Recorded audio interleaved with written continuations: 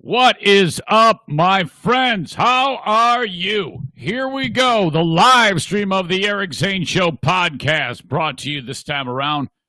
Green Clean Technologies. Do you hear my voice crack? Green Clean Technology. 586-560-7272. What do? They make sure that the data centers at your respective business are clean. Now you walk, hey, it's clean. It's organized. No, I'm not talking about clutter, dummy. I'm talking about the shit in the air that you cannot see. Okay, that can fry servers. Get the data center clean after a thorough once over, and get on a weekly or monthly schedule from Green Clean Technologies. Heck, I think you can even get away with doing it quarterly. Let them sort that out. 586-560-7272 or their website, greencleantechnologies.com. Yesterday, I spent time with my friends over at Horizon Hydroponics, and dare I say, I think it was our best episode of Growers 101 with John from Horizon Hydroponics. I posted it on Facebook. John's talking about how this is the time for the blooms. People, have been growing their cannabis, and they're like, oh, this is the time, snippy. And then you do what you have to do with these blooms, and then oh, my God, you've got a bountiful harvest, all of the hard work that you've put into it. Well, he's got a series of various products that can help you supercharge those blooms, if you will. And we spent time talking about that. Always enjoy being in the presence of the pros over at Horizon Hydroponics. If I was growing stuff, I'd do it with them. They have all the expertise on hand. And if you go to their website, Horizon Hydroponics, Horizen, hydroponics.com, and at checkout, use Zane Show, you will save 10%, okay? But if you get in the weeds while you're shopping online, anywhere in the world, you can always just call the number that's right there and say, hey, I'm confused about this.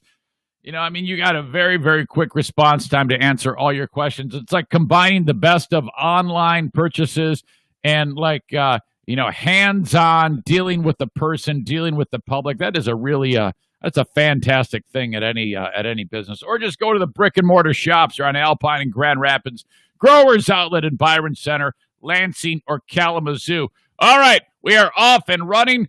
It is September 11th, 2020, 19 years ago today. I will be talking about that at length in just a bit.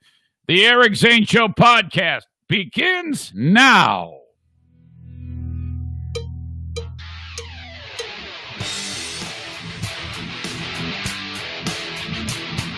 And now, here's a guy who has to have a pork chop tied around his neck to get the dogs to play with him. You keep your mouth shut if you knew it was good for you, buddy. It's the Eric Zane Show podcast with your host, Eric Zane. Thanks very much, Johnny. Welcome in to the Eric Zane Show podcast. Daily show covering news, nonsense, and my personal adventures each and every day of the week right here via the internet. Streaming live on Facebook. Brought to you by Irvine's Auto Repair, Grand Rapids Hybrid. I stream it live. Well, Periscope video on Twitter. And then on YouTube as well. Follow the show on YouTube. Subscribe to it.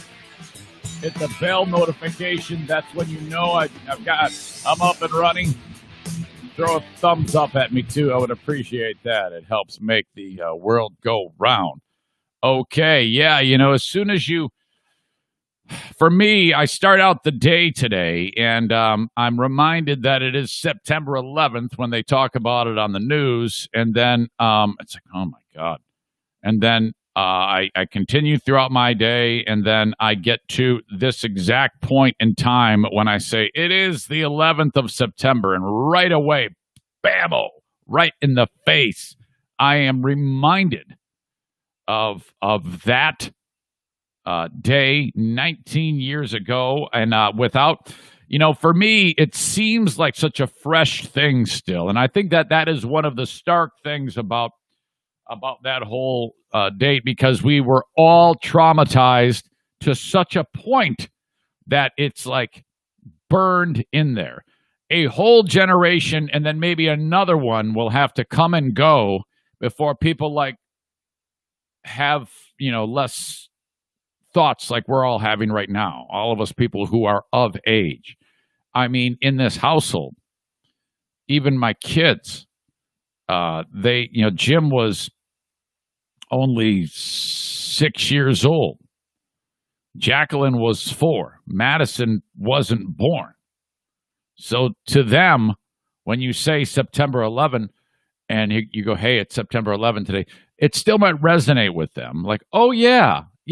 But it's not like you or I. And God forbid if you were there or you witnessed it, or you someone who passed away.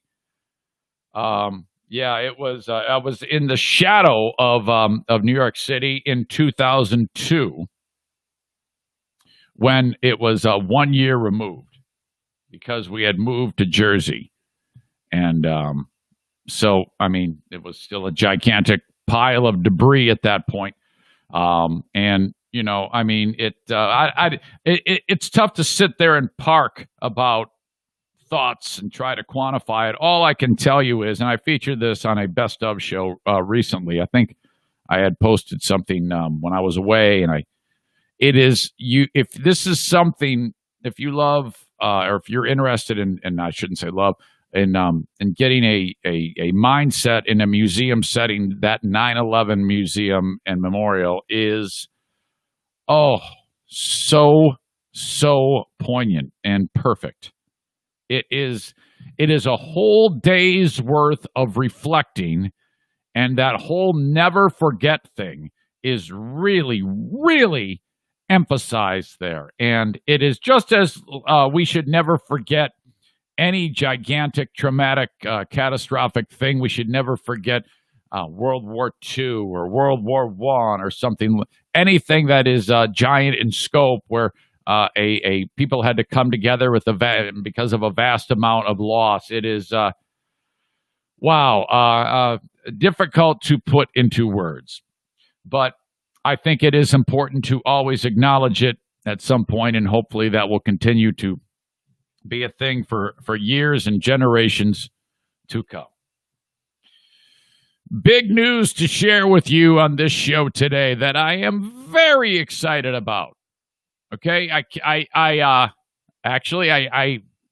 part of the perks of being a member on Patreon. You folks already know about this, but to me, it's well worth it to go down that road again, because I've had even more time to think about it. And I will, and if you're on the chat on Facebook Live, Kenny, don't spoil it for those people who haven't yet heard the story. Let me just double check to make sure everybody's behaving and hasn't jumped the gun. Thank you. I appreciate that. So, shh. Okay? You all know on Patreon, if you enjoyed that live Patreon podcast yesterday, what I'm talking about. I am very, very excited about this, and I hope you are too. Okay. I'm going to have a guest on the show today, as I'll introduce you to the world-famous Jetman. And, I just realized that I don't have his number written down in front of me. I might have to go into the other room and grab the spot that it's written down on. Back. Let me take care of that right now. Hold the phone.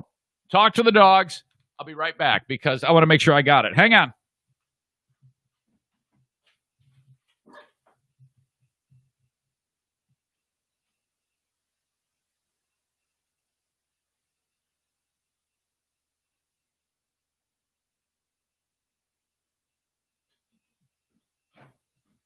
Stay there. Did you hear Bruce bark? Woof! I got it written down on this envelope. Okay, I will introduce you to Jetman. Some of you already know who Jetman is. I would say if you're a long-time listener of anything that I've ever done, you would have heard of the name Jetman. Jetman is the world's biggest fan, no lie, one of at least, of the New York Jets, and a very dear friend of mine from way back in the day who I have kind of lost touch with.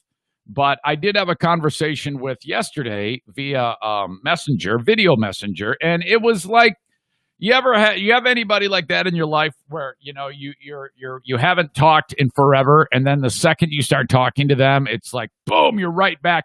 I have a real I don't know what it is, but I was always drawn to this person in a friendly way. This my pal Robert Fulmer, who is just what a spirit on this guy. Really, really fun and a fun-loving dude who is just fantastic. And years ago, I watched the birth of a character that would go to the New York Jets football games dressed up like a super fan, like the Jets jersey. He had a license plate around his neck that would dangle in front of him that said Jetman, and the face paint, sunglasses, all of these green and white New York Jets color beads around his neck, like gigantic, like a lot of them, like, massive amount of weight of beads. And then this hat similar to like the cheese head for the Packers, but it's green and white. It says Jets and it's got little wings on it, and he's Jetman. Well, I watched him create Jetman, and at least I'm pretty sure I remember when he came up with it. So we're going back to 2002, the birth of Jetman. Well, there had already been one or two of these super fan types people at the Meadowlands. Well, Rob became one of them and has established himself as quite a famous person around the stadium. So, and all he's had to do is go to the games and be him. Now, you add to the mix that this is an extreme extrovert, okay? This is probably why I'm so drawn to Jetman or Rob. I have a real love of attention. That is no surprise to anybody. If you've ever seen me or you're watching this, if I am getting attention, to me, internally, that moves my meter. I enjoy that. That's what I live for. I like to talk. I like to do stupid things. Rob is very similar, okay? And so all he had to do was be himself. And before you know it, they're featuring him like on the big Jumbotron. And there's that very famous chant, Jets, Jets, Jets, Jets. Rob started to lead that cheer like to the whole stadium. And, being Jetman has led to him doing a lot of really cool things. So the reason why this comes up is because I'm watching the football game yesterday, which the Chiefs won. And I'm reading this book, and I'm just kind of looking up, and then I do a double take. I happen to look up right at the exact moment that I saw something enter the screen. Like, it was a Bud Light commercial. And I posted about this on Facebook. The commercial the camera was positioned like it was inside of the refrigerator.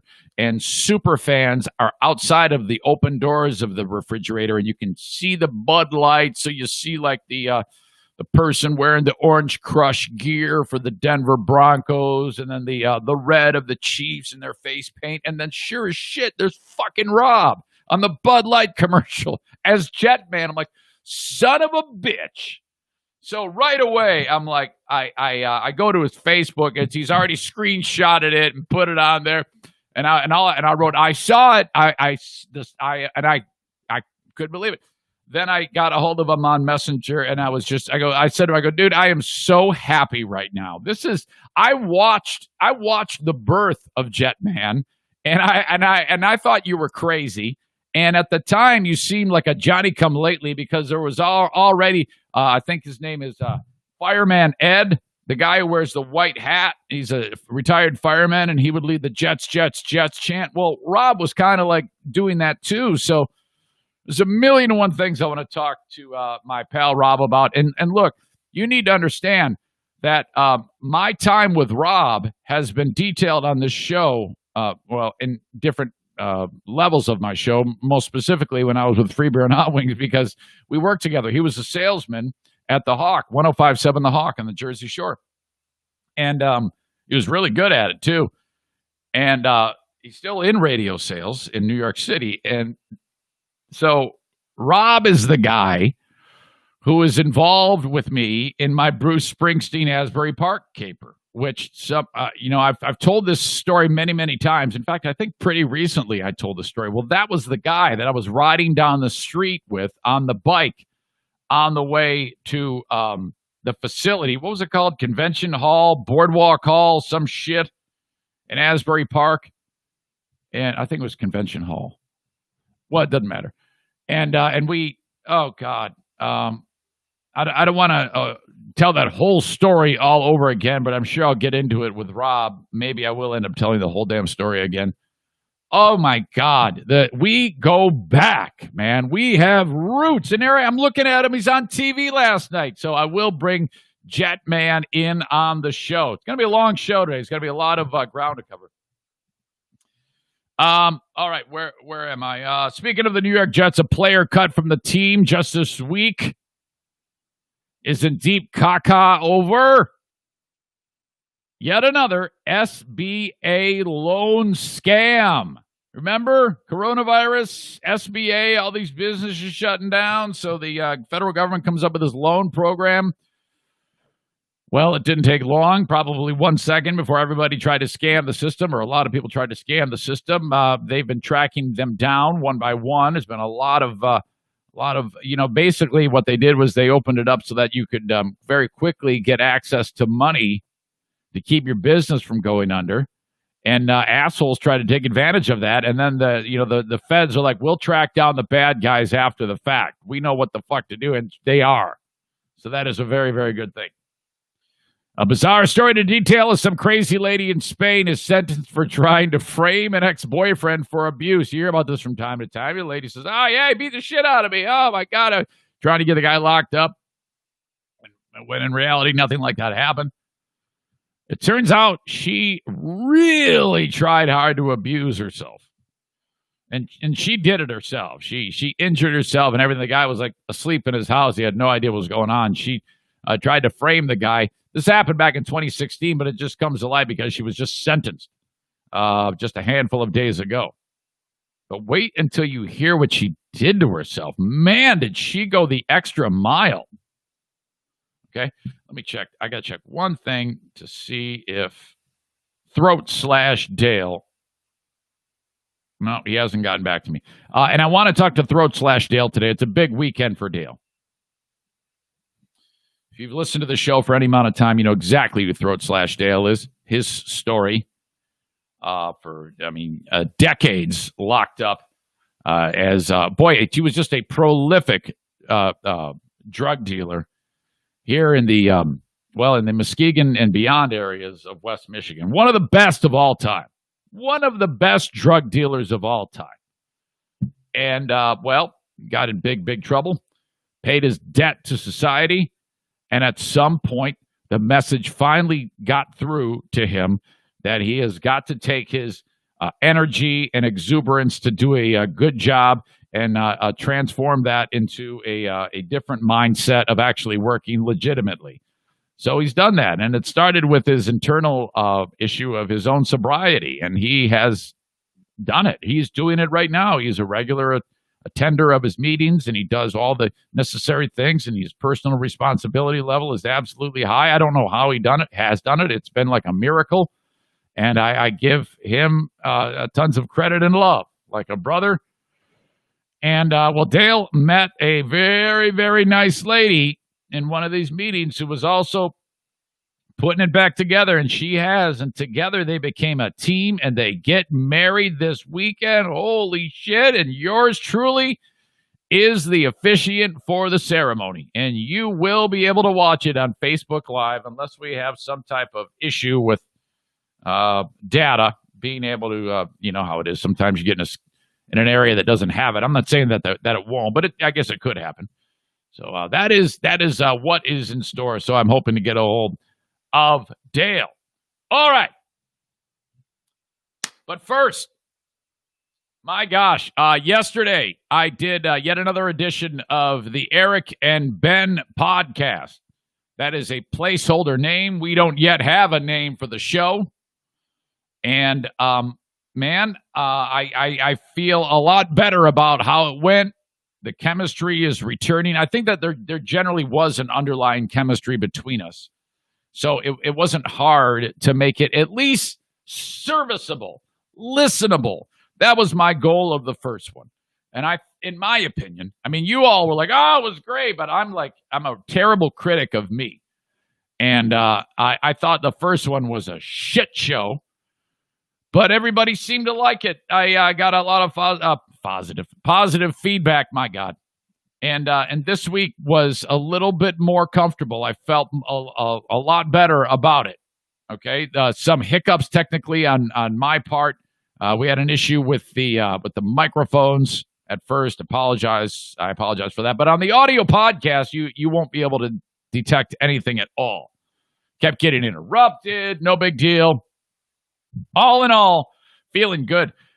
Ben has some health concerns, and I don't know what's going on here. I think it's a little tricky, but I think he can navigate his way through it. He talks about it in the podcast. You know, he's been very, very concerned about this weight gain thing.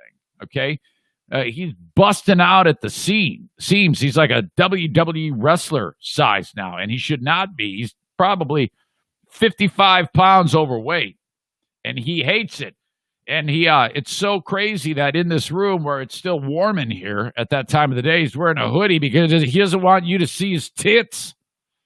So, all right, man. And so we were talking about that. And so he's got a couple other things going on where he's involved in like now a sleep, what do they call it? They're testing him for sleep apnea because he's like incredibly fatigued, and that might have something to do with it. So this is all kind of working out. So I'm sitting there talking to him about possibly getting some exercise. I think that would go a long way to, because what he was describing it is, I guess I am going to steal the thunder. Spoiler alert, he's been taking a different medicine, which has caused the weight gain, which then he's like slowing down. So he's not doing any exercise or anything like that, which when you get in that spot, then you will be tired. You will have less energy. And then, okay, there's that. And then he's really, the weight gain can lead to snoring or sleep apnea, which you could stop breathing. In a lot of cases, that is what happens in apnea. You actually stop breathing while you're asleep because they'll be snoring, and then silence. You're thinking, oh, good, they stopped snoring. No, they stopped breathing. That's what's happening there. And so then after about 45 seconds, the body wakes you up and then, oh my God, what the fuck just happened? I don't know. And then all of a sudden you go back to sleep. You have no idea, but you haven't been breathing. So when that happens, you don't have any REM sleep. You're constantly getting woken up, If you were to look how the sleep cycle works, you got these 90-minute intervals where you're fading into deep sleep, where the brain is repairing and getting you ready for the next day and firing different things, and then you come out of that, and then it's like you come out of the dream state, and then you go back into it. You're supposed to get like 3 of those a night or something like that. Well, people who have apnea, they don't get any, so they're fucked. And then they're sitting there in the day and they're trying to work, and they have to willpower themselves to stay awake, and holy shit, they can barely make it home from work. That's a fucking bitch. He's going through that right now. So, we talk about that. So health stuff was talked about with Ben. Hopefully he'll be able to get it turned around, and then we'll be able to get him healthy. So that is way too young to be dealing with that shit. I'll tell you that right now. But the big thing that I titled for this podcast, and I wanted to get into it in the open of the show, goes like this.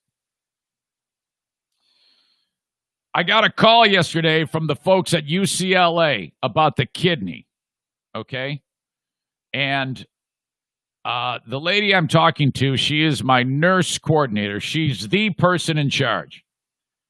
And she sounds really chipper and happy. And she says, we have looked over all of your information and, we've spent a lot of time discussing you. And I wanted to tell you that Monday, this coming Monday, that would be in a couple of days here. So you got Friday now, Saturday, Sunday, Monday. You will be discussed with all of these various doctors who've looked at you. You've been poked, you've been prodded, you've been talked to, you've been, we've been grooming you, okay, for this. And a decision will be made on whether or not you can be a donor. Monday is the day. And then on Tuesday, we will let you know if you are a thumbs up or a thumbs down. I go, yeah. And I'm thinking, okay, you going to give me something else? You going to throw me a bone here, ma'am? And she goes, but let me just tell you, you look very good. This looks great. In fact, she went on to say 99% of what we have seen is absolutely perfect. She says, it's looking very good that this is going to go the way you would want it to go. And I go, oh my God, that's music to my ears. I am so happy about this. I cannot wait to call my pal, my potential recipient, who I've not really gone into detail about his identity. Not that you'd know him. But so yeah, it's looking really great that this is going to happen, where they will take remove my kidney and put it in dude so he can live a normal life and not have to undergo dialysis and have this shortened, horrible life because of what has been dealt to him with this genetic disorder that has destroyed his kidneys. So holy shit, man. I think we're getting to the end of the frickin' road here. Wow. They went so far as to say,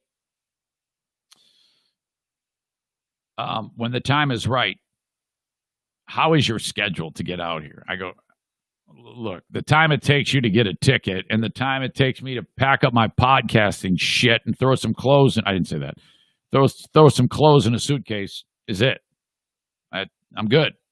I've got a beautiful setup here where what I do for a living, I don't have to answer to anybody. So this all lines up beautifully. Had I not decided to go down the road of podcasting, I would have had a lot less flexibility to do this. But I could literally get up right now, pack up my shit, and I go.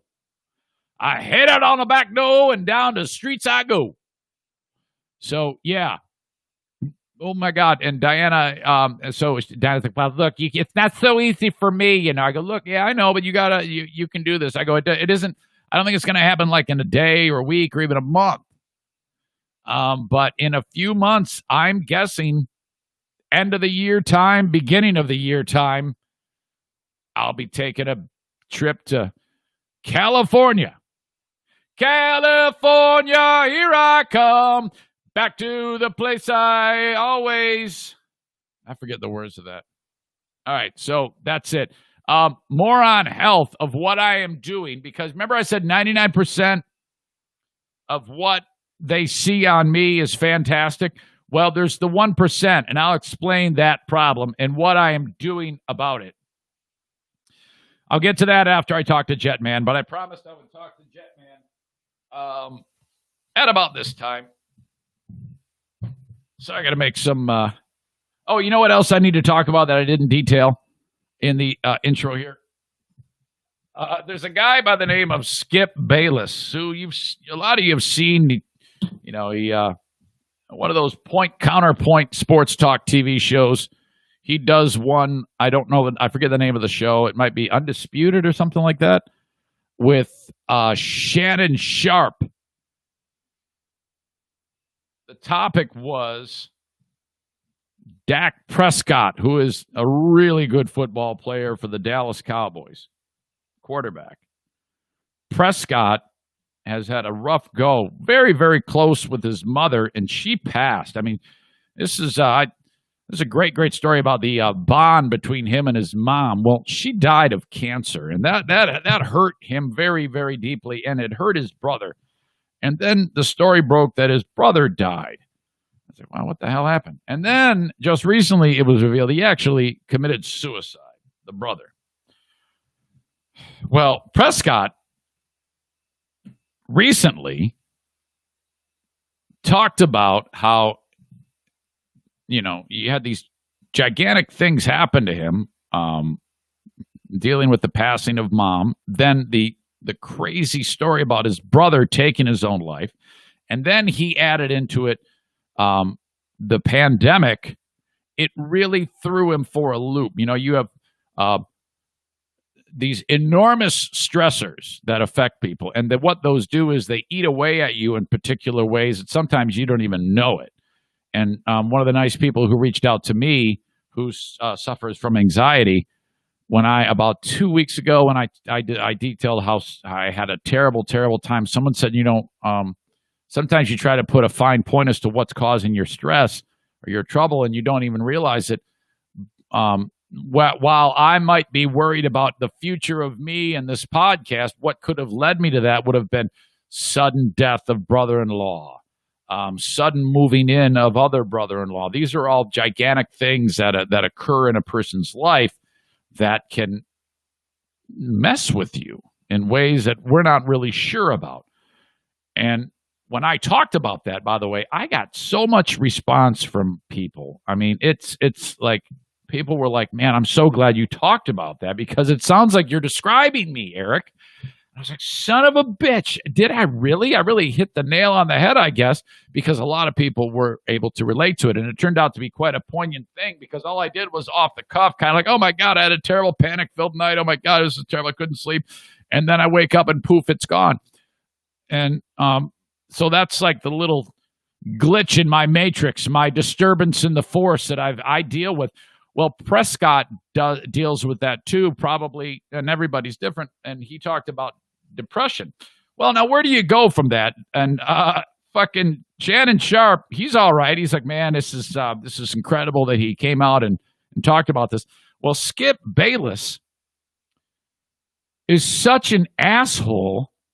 He said he has no sympathy for him, and went on this weirdo, well-thought, anti-revealing his depression rant.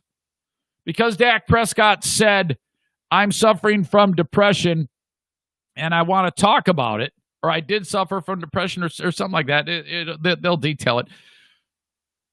I'm wrinkling up my nose here because I don't understand it. Bayless said that's bad that he came out and discussed it.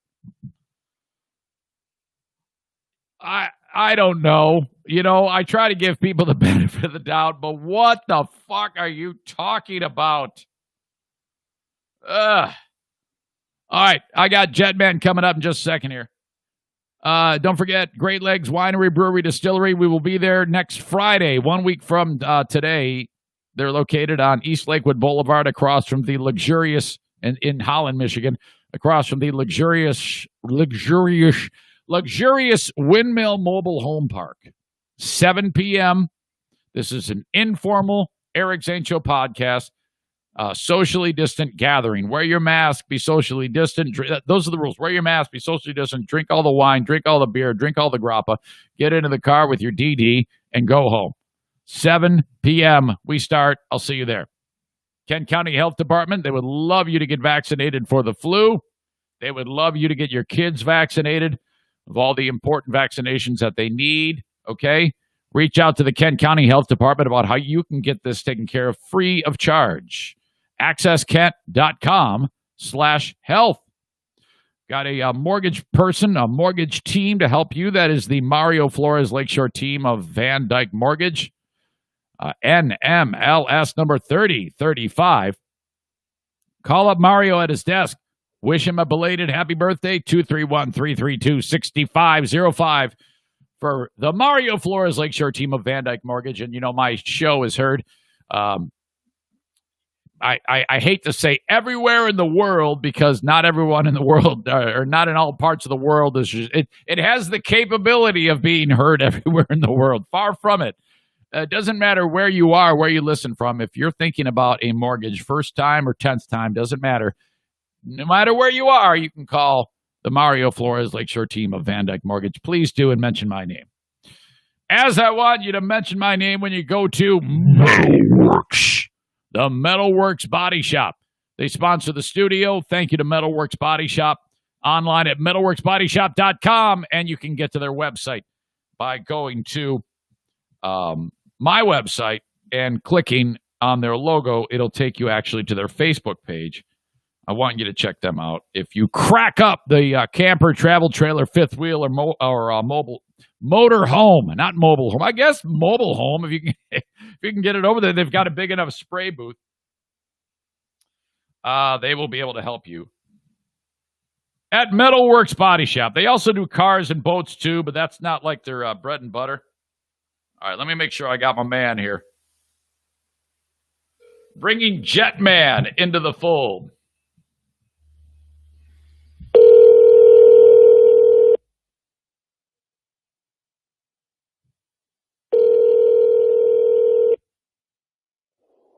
Hello? Is this Jetman? It is, my friend.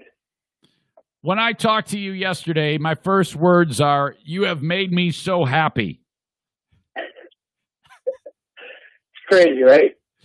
Dude, okay. I was sharing with the audience some of our history before I brought you on. And I swear to God, because it was 2002, June of 2002, when I met you, Robert Fulmer. Mm-hmm.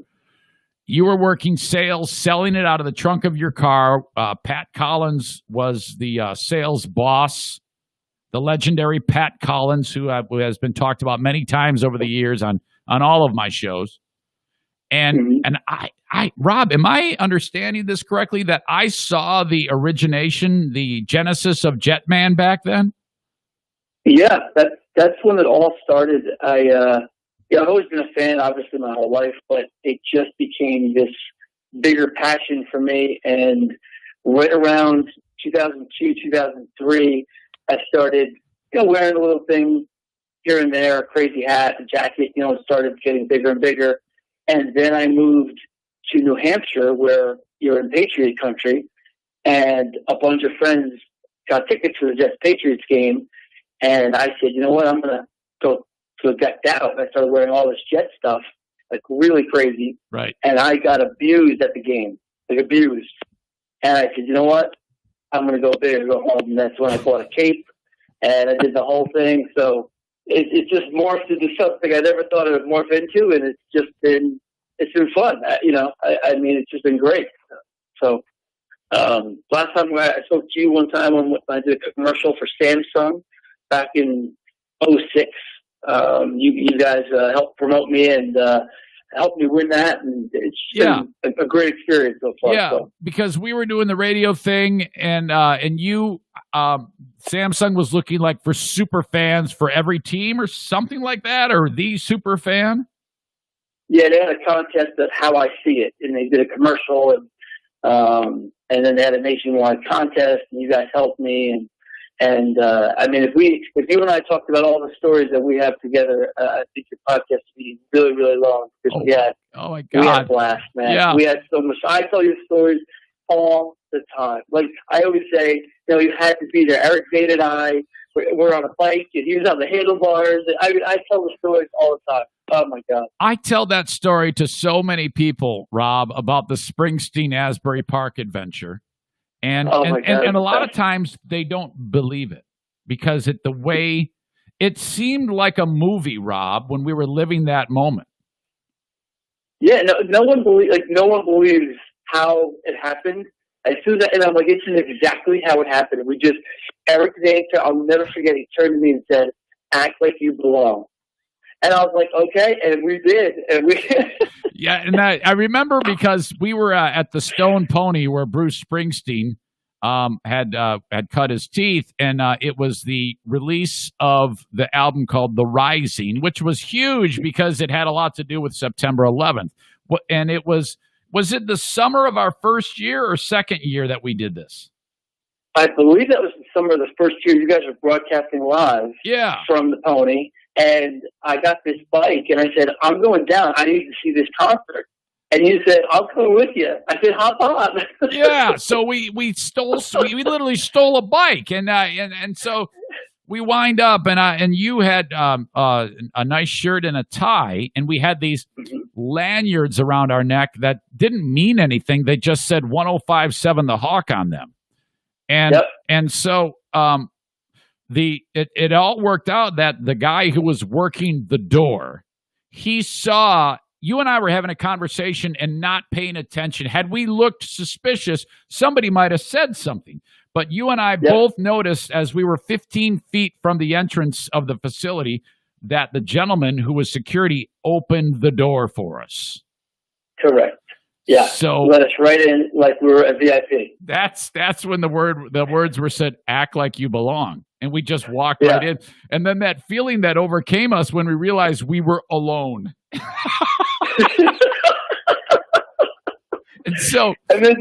And very casually, you and I walked to the front row.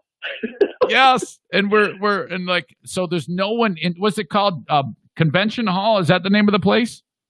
Yeah, Convention Hall. Okay, yep. Very, very old facility, been around for so long, and the idea was Springsteen on the Today Show is going to play, half a dozen songs for TV, a made-for-TV event. You and I are actually in the auditorium alone, other than like camera riggers, and they're getting booms ready and for shots from above, and we just waited, and nobody said shit. Nobody said shit to us. Oh my God! So, all right, Springsteen comes out, and we need to point this out. I don't know what is a greater love of yours, and I guess that's a question for Jetman. Is it if you had to choose between the New York Jets and Bruce Springsteen, who's going to win that? There's no contest. The New York Jets will win every time. Okay, but still, you're an enormous Springsteen fan. I am. Okay, I am a very big fan. Now, I became much more of a fan of Springsteen because of you. Okay, and I was like, I started to get into his music more and more, and it's kind of like when in Rome, and one of the things I did was I became quite familiar with his music, so that was really cool that we were in this to see this concert. So we're pretty stoked, but that's just the beginning of it.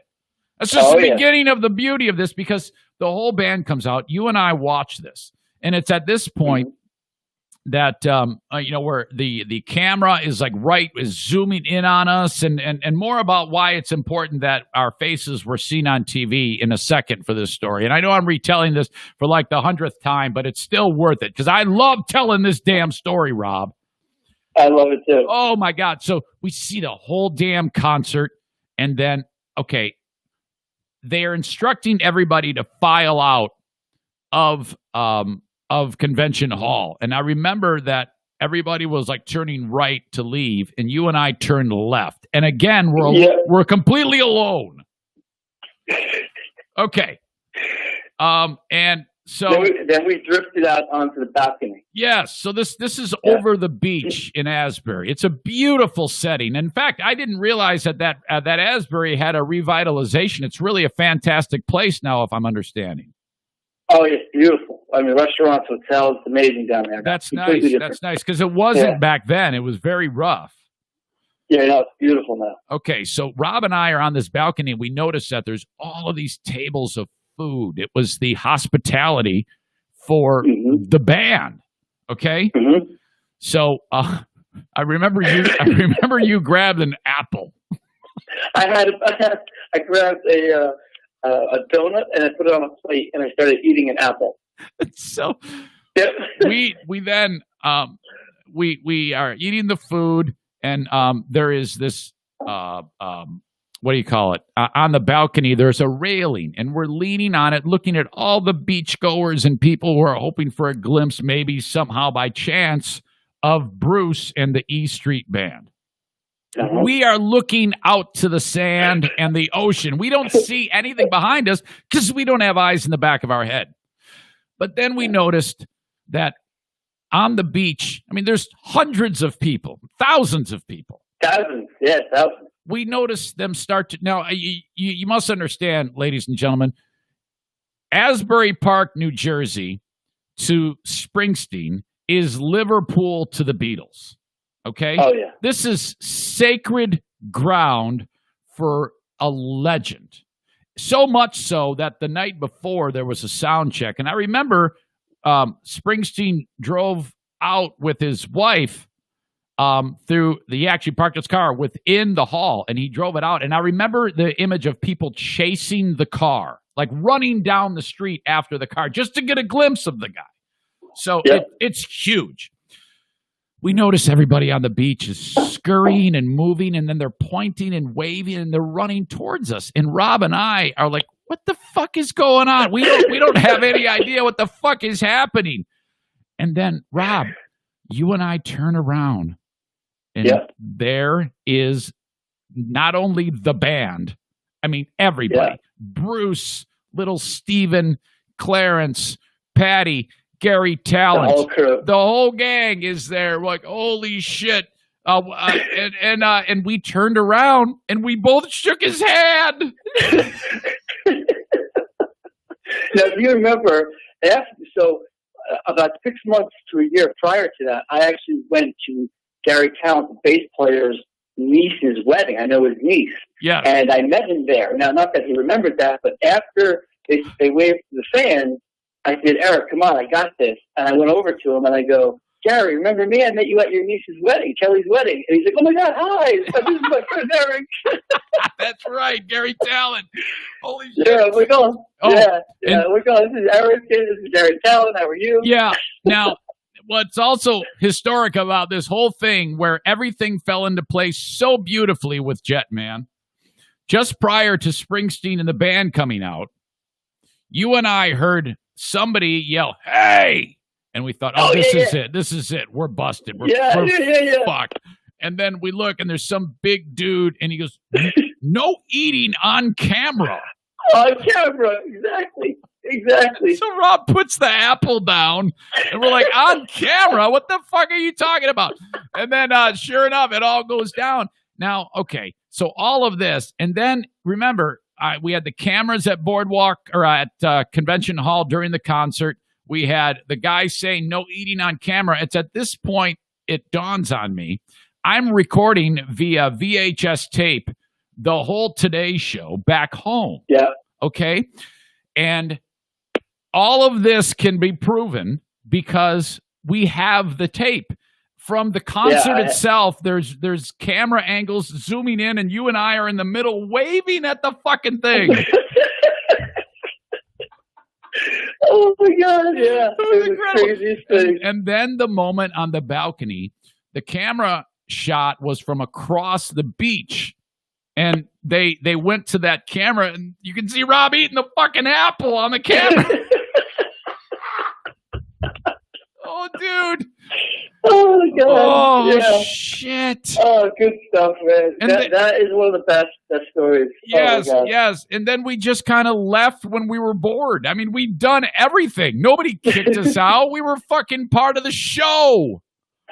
Oh, my God. And then we went back and you know, all those guys, Freebird, Hot Wing, Spectre, all those dudes, it was like 100 degrees that day. Those poor sons of bitches, they're sweating their cocks off. We've got full bellies, and we're sitting there bragging. Those guys hated us, man. They didn't believe us at first. They're like, no way. Yeah. Dude. Oh so my good, God. Man. That is top 10 moments of my life. I mean, it's right up there with, you know, of course, marriage, birth of kids, and other amazing things that may have happened along the way. But that was so surreal to me. Yeah, it was a good one. Do you still have the tape? I do. I should actually get it put onto like a DVD and get it put on my computer and send it to you. Oh my! You would make me so happy if you were able to do that, and then I could share it with the audience, because I don't know if they've ever seen this, but I'm so confident in the story because it all exists. There is literally zero bullshit in that story. That is no embellishment. It all happened that way. And when you tell it to someone, you're like, I'm not exaggerating. This is exactly what happened.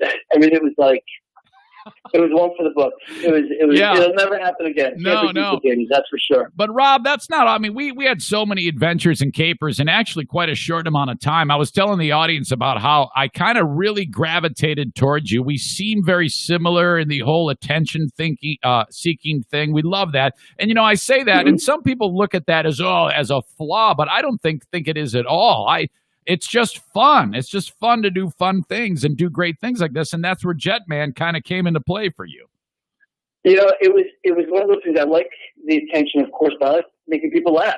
You know, and when I see kids, when I started dressing up and seeing kids want to take pictures, and it was like, I remember growing up, Fireman Ed. I wanted pictures with him. He was the guy. Yeah. So now I'm that guy, and it's just an amazing feeling. Especially with the kids. It's the best. Because a lot of people know who Fireman Ed is. He would lead the Jets cheer with the white fireman's helmet on. And then you started doing it. When did you first start to get attention, like from fans? And when was the first time that they put you on the Jumbotron at the Meadowlands? So when he stepped down, that's when, like, the next tailgate, I had camera crews and, you know, are you the next guy? And I'm like, I have no idea, you know. So the Jets didn't do anything for a year. And then they had somewhat of a contest, because I don't think they wanted to just pick somebody. I think they wanted the audience to kind of have a say in the matter, so they had a contest. So the following year, they picked 8 people to do each home game, one for each home game.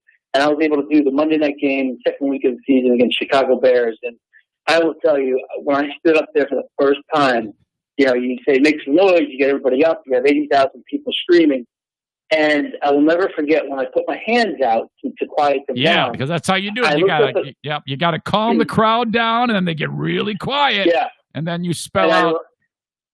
So I'll never forget the first time I put my hands out. I look up at the Jumbotron, and thank God I was wearing sunglasses, because a tear came to my eye. Like, this is like story for me. And I said, and in my head, I said, oh my God, please, you better spell the Jets right. Oh my God, I was so nervous. But then you do it, and the whole 80,000 does it with you, and that was it. I've been addicted to it. And God. It's been a great experience. Yeah, and then when you called last night, I was so happy you saw the commercial. That was awesome. It was really cool. Yeah, my gosh, Rob. I actually prepared for this interview by writing various thoughts and things. Was there any like rivalry vibe with Fireman Ed? Because he stepped down weird. It was the butt fumble game when Fireman Ed got all bent out of shape and he said, I'm not doing it anymore. It was kind of weird, but you never ever left the team. He did. And then he kind of came back. Is that what happened? Yeah. So he decided not to do it anymore. And there's no rivalry. He's been to my tailgate. He's a good guy. You know, he did it for 30 years. And, you know, I'll tell you right now, you do get some criticism.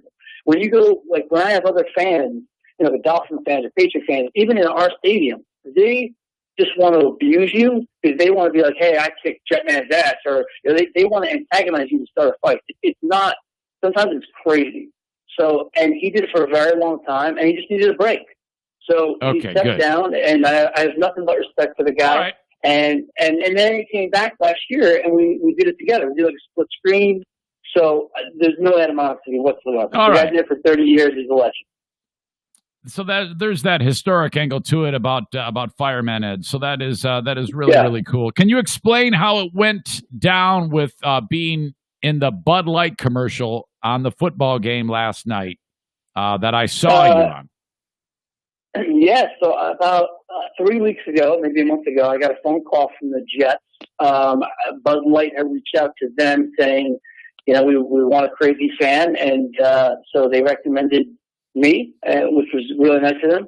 So Bud Light called me and arranged it about 2 weeks ago. Went up to like a production area where they rented out this warehouse and did the commercial. Shot the commercial. It was crazy. It was fun. It was a good experience. All the cameras everywhere, and see how the production works. And you know, it was funny because she goes, "All right, go to wardrobe," and I'm like, I have my wardrobe. Like, it was, and then sure enough, this was great. I see a woman steam cleaning my boxers. I'm like, oh, this is fantastic. This is Yeah. you made it when someone sneaks Yes. into your boxes. Because yeah, absolutely. I mean, when you think about it, because the gear you wear, you've got all the red or the green and white beads, Jets colors. And I talked about that. Yeah. Do you still have the license plate? Yeah, I have a new license plate. It's not because I was getting abused because it was New Hampshire for a long time because it was green and white. So I made my new one that had my Instagram handle on it. So nice. So it's a lot. Okay. I don't get in trouble anymore. And the boxers, do they go outside of the pants? Yeah. So it's the unitard, it's the cape, the boxers, and the beads and the boots. Oh my God, Rob! And I understand. It's a sexy look. Can you now? Your father, God rest his eternal soul, was a Jets fan. Yes.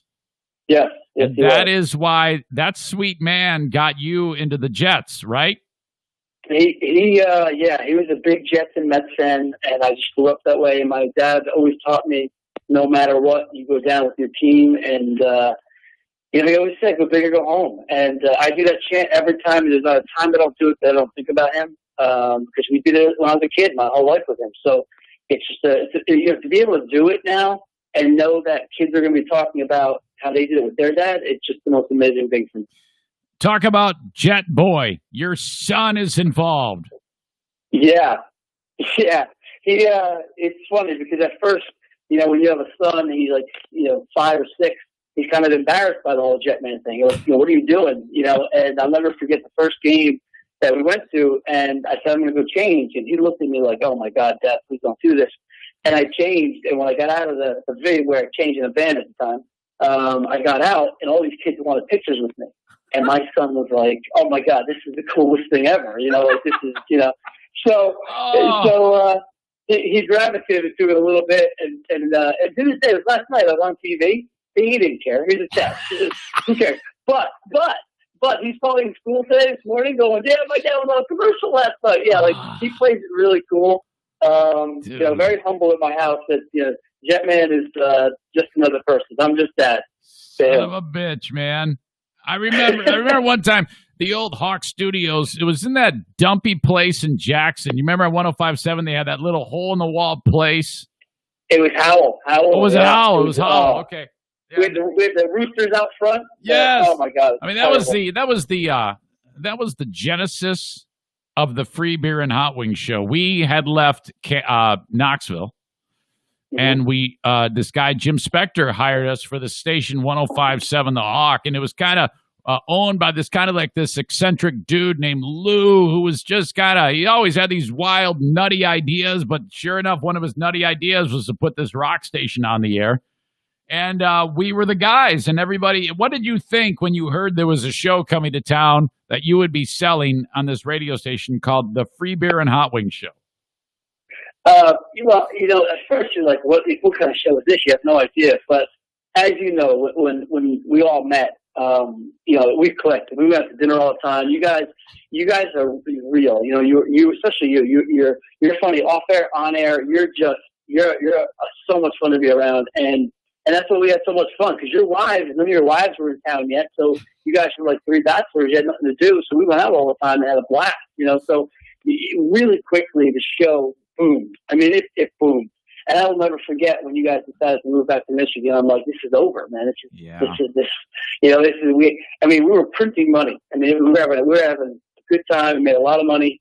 And then you guys were leaving, and I was like, oh my God, but thank God, you guys got syndicated with, and the thing took off. But it was a great time. I mean, that station went from 0 to first in a lot of different demos, man. Wow. It was great. And it's still there to this day. I mean, 19 years now running. That is incredible. How fantastic. Yeah, I actually just had dinner with Lou last weekend. We talked about the Hawk. Wow. What does he do? Is he, what is it? I thought I heard, but it escapes me what he does now for a living. He does a lot of things. He has a lot of business. He has a real estate business. He has a journal magazine. He has marinas. He does a lot of things. He's not in the radio business right now, but you never know with him. Yeah.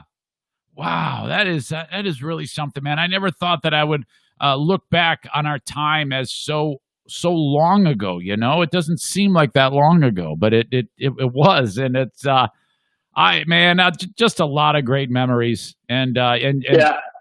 you know, Jesus. The one I gotta tell you, the one that sticks in my head is when the four of us went to Great Adventure, and we had the passage that you can cut the line. Yes, that's right. I don't know how that happened. So ladies and gentlemen, this is a Six Flags park. They've got all these gigantic rides, and somehow we got this pass that makes you. It's like a fuck you pass, and you could literally, if you rode the biggest baddest roller coaster and you wanted to ride again, you just stay seated in the fucking thing while the dumb son of a bitch who thinks his turn is next can't. You have to go, sorry. It was like, these 12-year-old girls, they were like, oh my God, we're so bad. We're like, see ya, we're going again. Oh my God. Jesus, Rob, we rode those rides till we got bored. We're like, fuck it, man, this is terrible. Let's go jump out of an airplane or something. People were waiting hours. Yeah, because there was people in wheelchairs who were like, can I go? And we're like, no. Yeah. Jumping out of the airplane.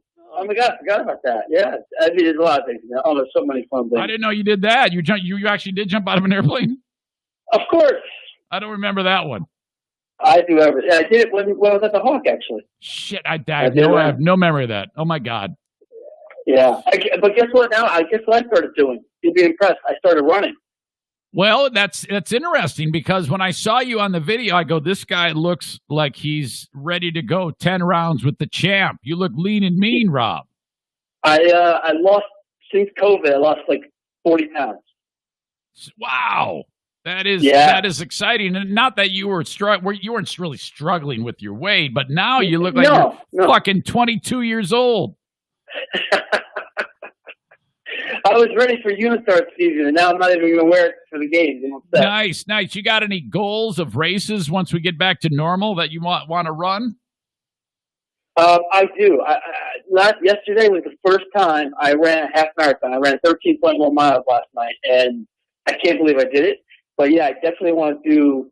I'll start small, but I definitely want to do some around the world, around the country. I would love to watch someone and do one. Start small. You already got the legs to go 13.1. That's pretty strong, man. I know I couldn't do that right now. That's for damn sure. Yeah, it was a struggle, and I'm in a lot of pain today, but it was a great experience. Okay.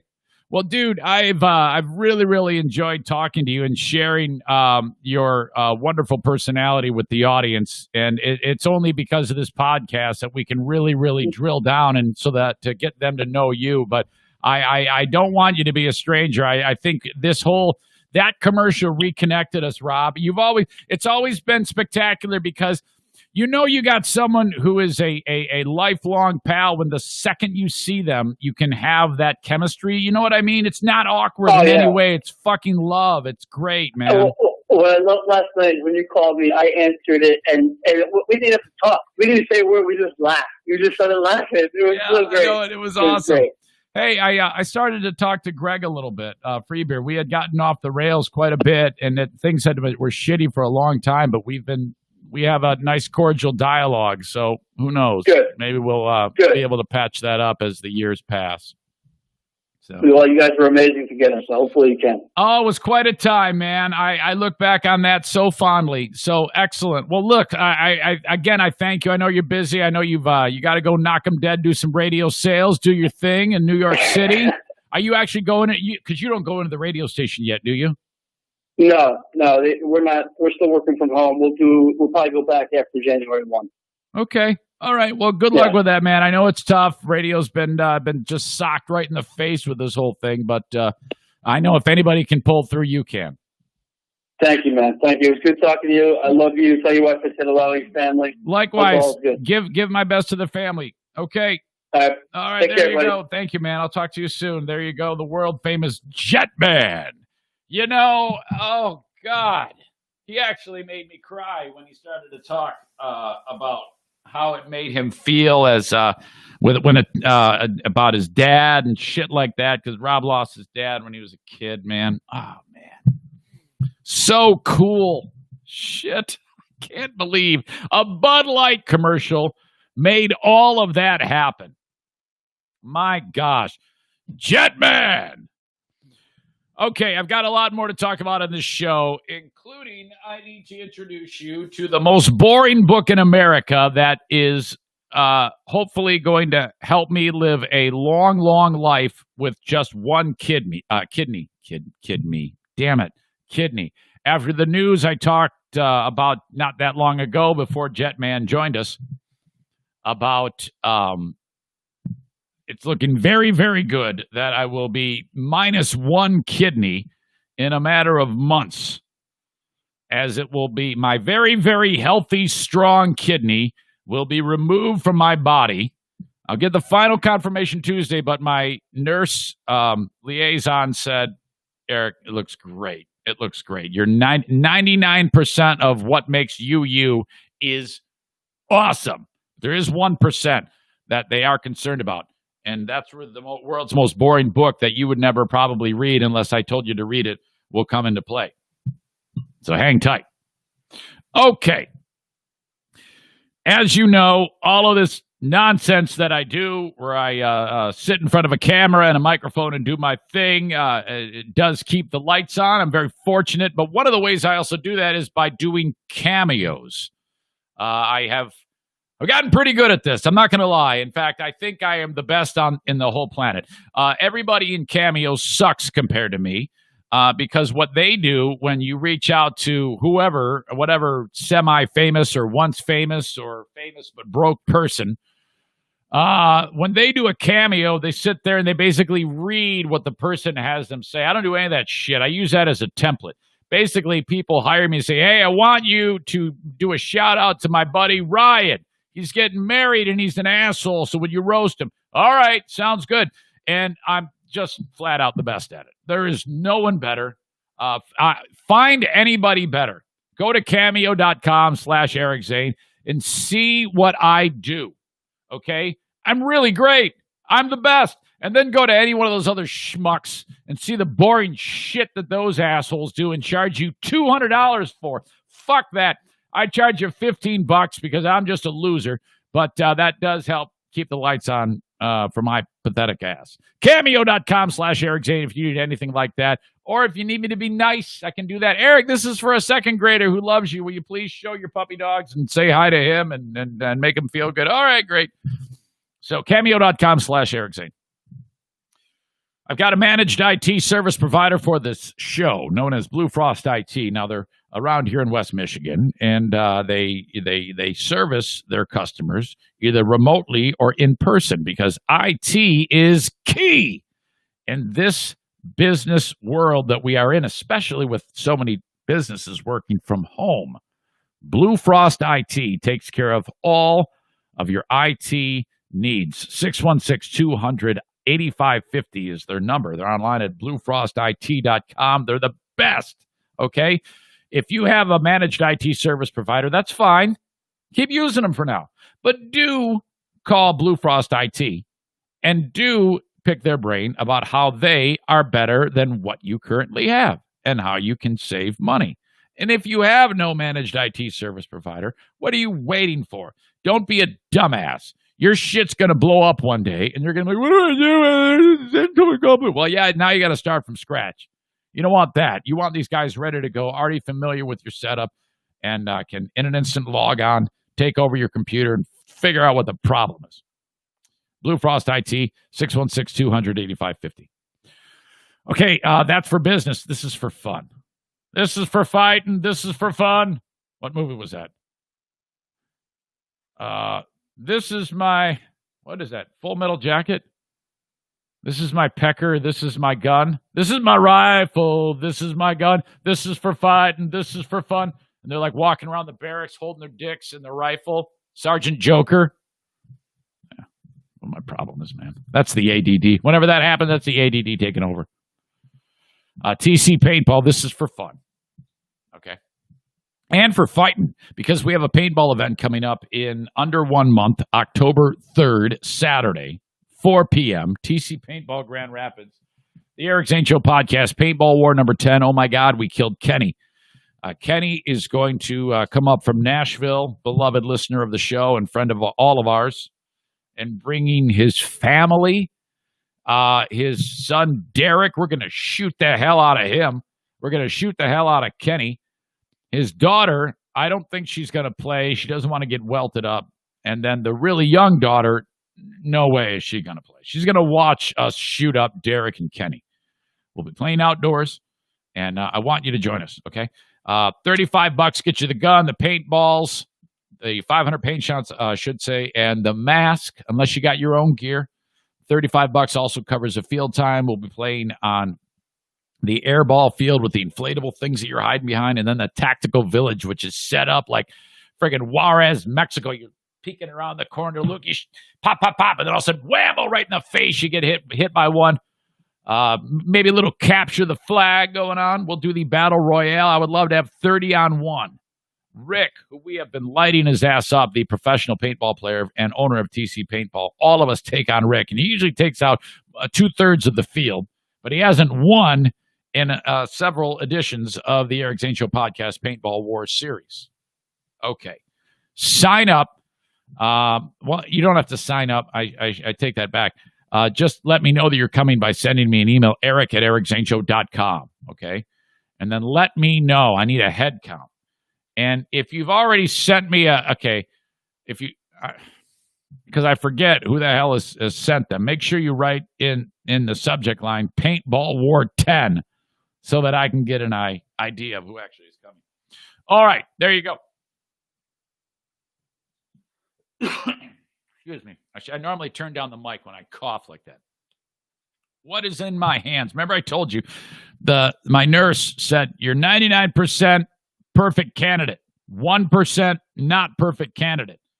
I've covered this with you before on Facebook and on the show. 2 things stand out to my nephrologist and the dietitian at the UCLA transplant team, on the UCLA transplant team. My bad cholesterol, which is LDL, and my sugar, which is the A1C, which is a rolling average of your 3 months of blood sugar. Very important numbers. Both are not perfect. If they're perfect, I have a minimum risk of any complications as I get old with one kidney. Okay? Problem. It's not a quick fix. You must establish a way of consuming food and exercising for the rest of your life. Now, how often have, in the course of human history, I'm going to change my ways, and then you go back to the same old shit. I know I do that all the time.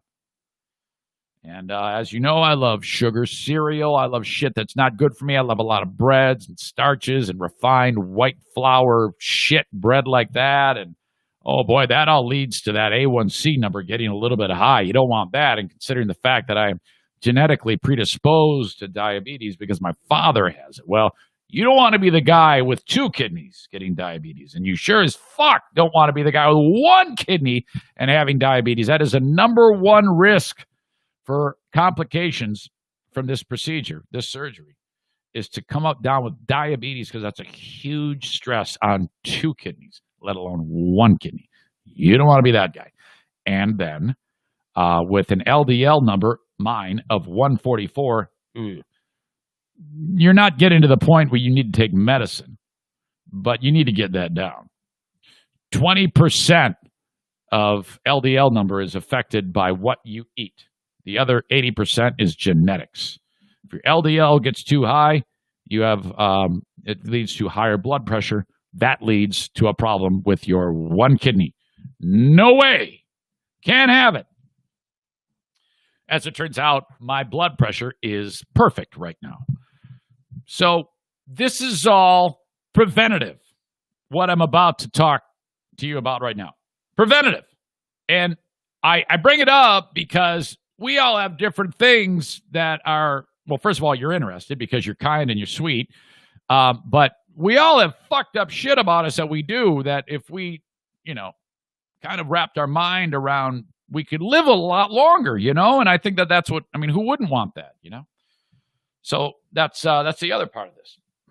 So I've also made it very clear to the transplant team that I'm diving all in on this change in how I eat. Now, the Mediterranean diet is the thing that I've come up with. Now, gone is the whole keto thing. It doesn't lead to the result I want. Sure, it'll make you lean and mean and look hot in front of the mirror with no belly fat or whatever, shit like that. But first of all, it's very hard, and you just don't eat well enough, okay? And there's a high risk that you're eating saturated fatty foods, which fucks up my LDL. We can't have that. I need to base my diet on a lot of plant-based material, non-red meat, things like that.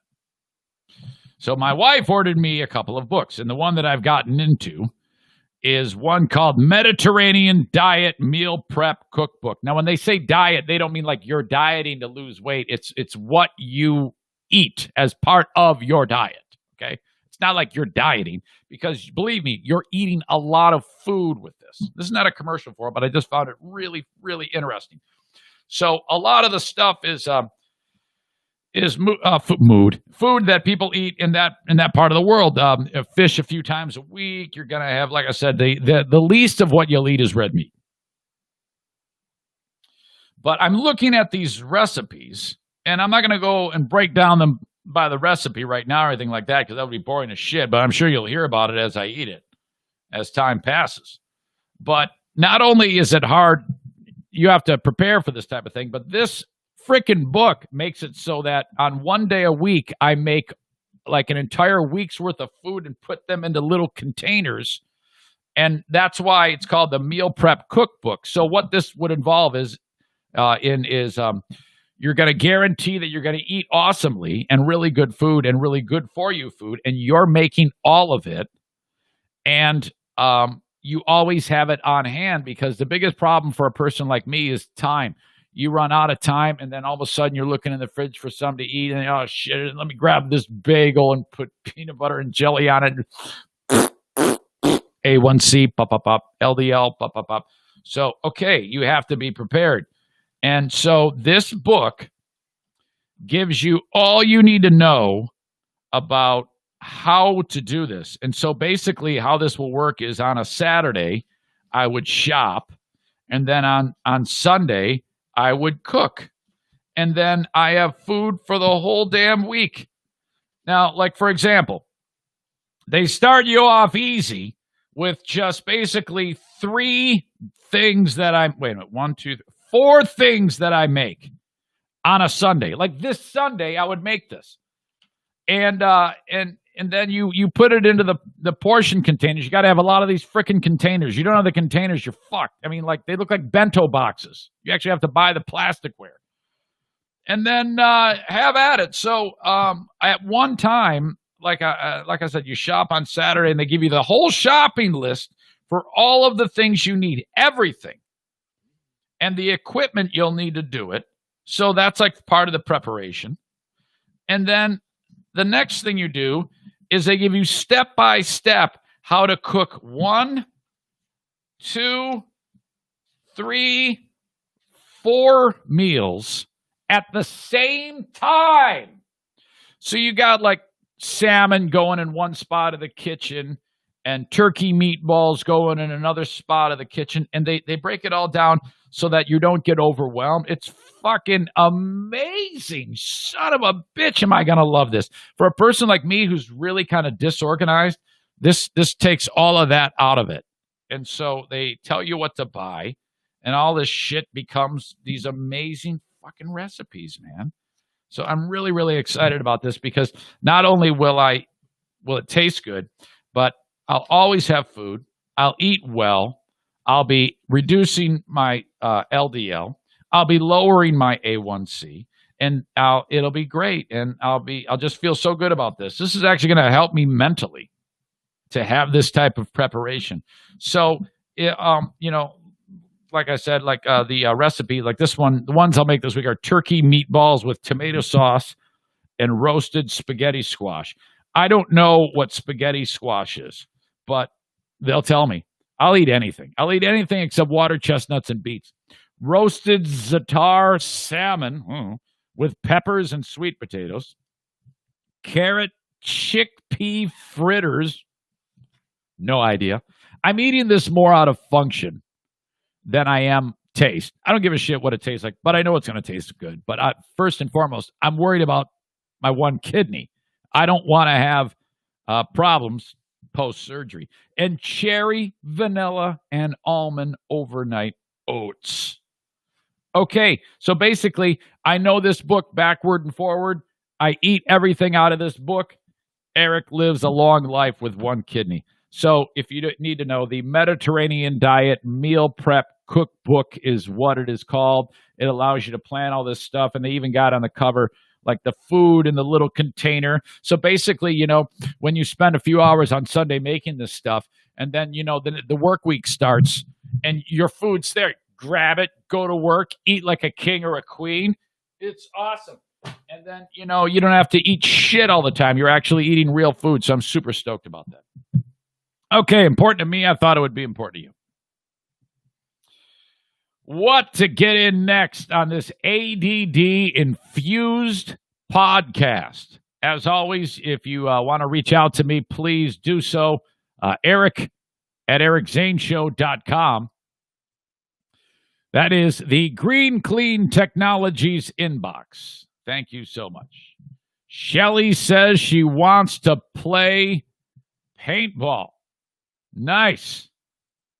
Excellent. That is good to hear. Send an email, Eric at ericzaneshow.com, if you want to participate in Paintball War number 10. Okay. I talked a lot about various people that have tried to scam everybody with the COVID-19 SBA loans. Remember that? If you have a small business and then COVID hits, everything shuts down. Oh, my God, these businesses, they need money to keep their employees paid. So how it worked was you would apply, and it's a very simple process. I made it very clear. I did apply, and at about that same time that they came back and said, here, we got a bunch of money for you, I had not been affected at all by the pandemic. I don't know why, but for some reason it happened to work out where I didn't have any issue generating money from the sponsors.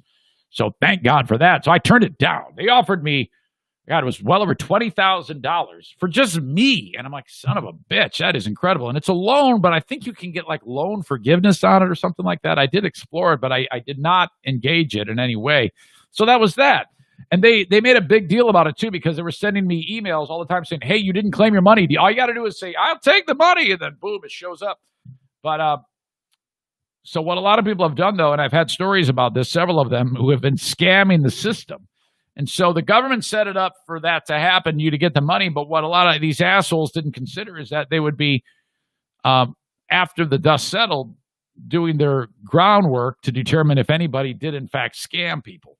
Well, speaking of Jetman, I don't think Jetman would have been rooting for Josh Bellamy, who used to be a pretty damn good player. And now he sucks. He's 31 years old. And it turns out it's been a hell of a week for Josh Bellamy, because this asshole, he got cut by the Jets. J-E. How does it go? J-E. No. J-E-T-S. Jets. I don't know. Rob knows how to do it better than I do. He got cut. Okay, got some bad news. Hey, man, you can't play football with us anymore. You suck, man. He actually, he had a shoulder injury in 2019. So, can't play football anymore. 31-year-old free agent, cut by the Jets earlier in the week. And he's like, oh, man, this is the worst thing, the worst day of my life. I can't play football anymore. Oh, shit. And then all of a sudden he gets charged by U.S. prosecutors. This dumb son of a bitch. Here you got a guy, he's a football player. He makes tons of money during his football career. And this stupid son of a bitch decides he wants to try to scam the SBA for money that's supposed to go to, small mom and pop businesses that are circling the drain with COVID. You remember, this is the same type of, remember everybody dug their fingers into the pie, like the LA Lakers and Ruth's Chris Steakhouse and Shake Shack, these gigantic entities worth billions of dollars, tried to get SBA loans. Some of them got them, and then the public found out, and they're like, oh, yeah, well, that was an accident. We're returning the money. It was not an accident, you dick. I did the same thing you did. I filled out the application. They said, do you want it? And I said, no, because I know better, you dumb cock. And the Lakers fucked that shit up.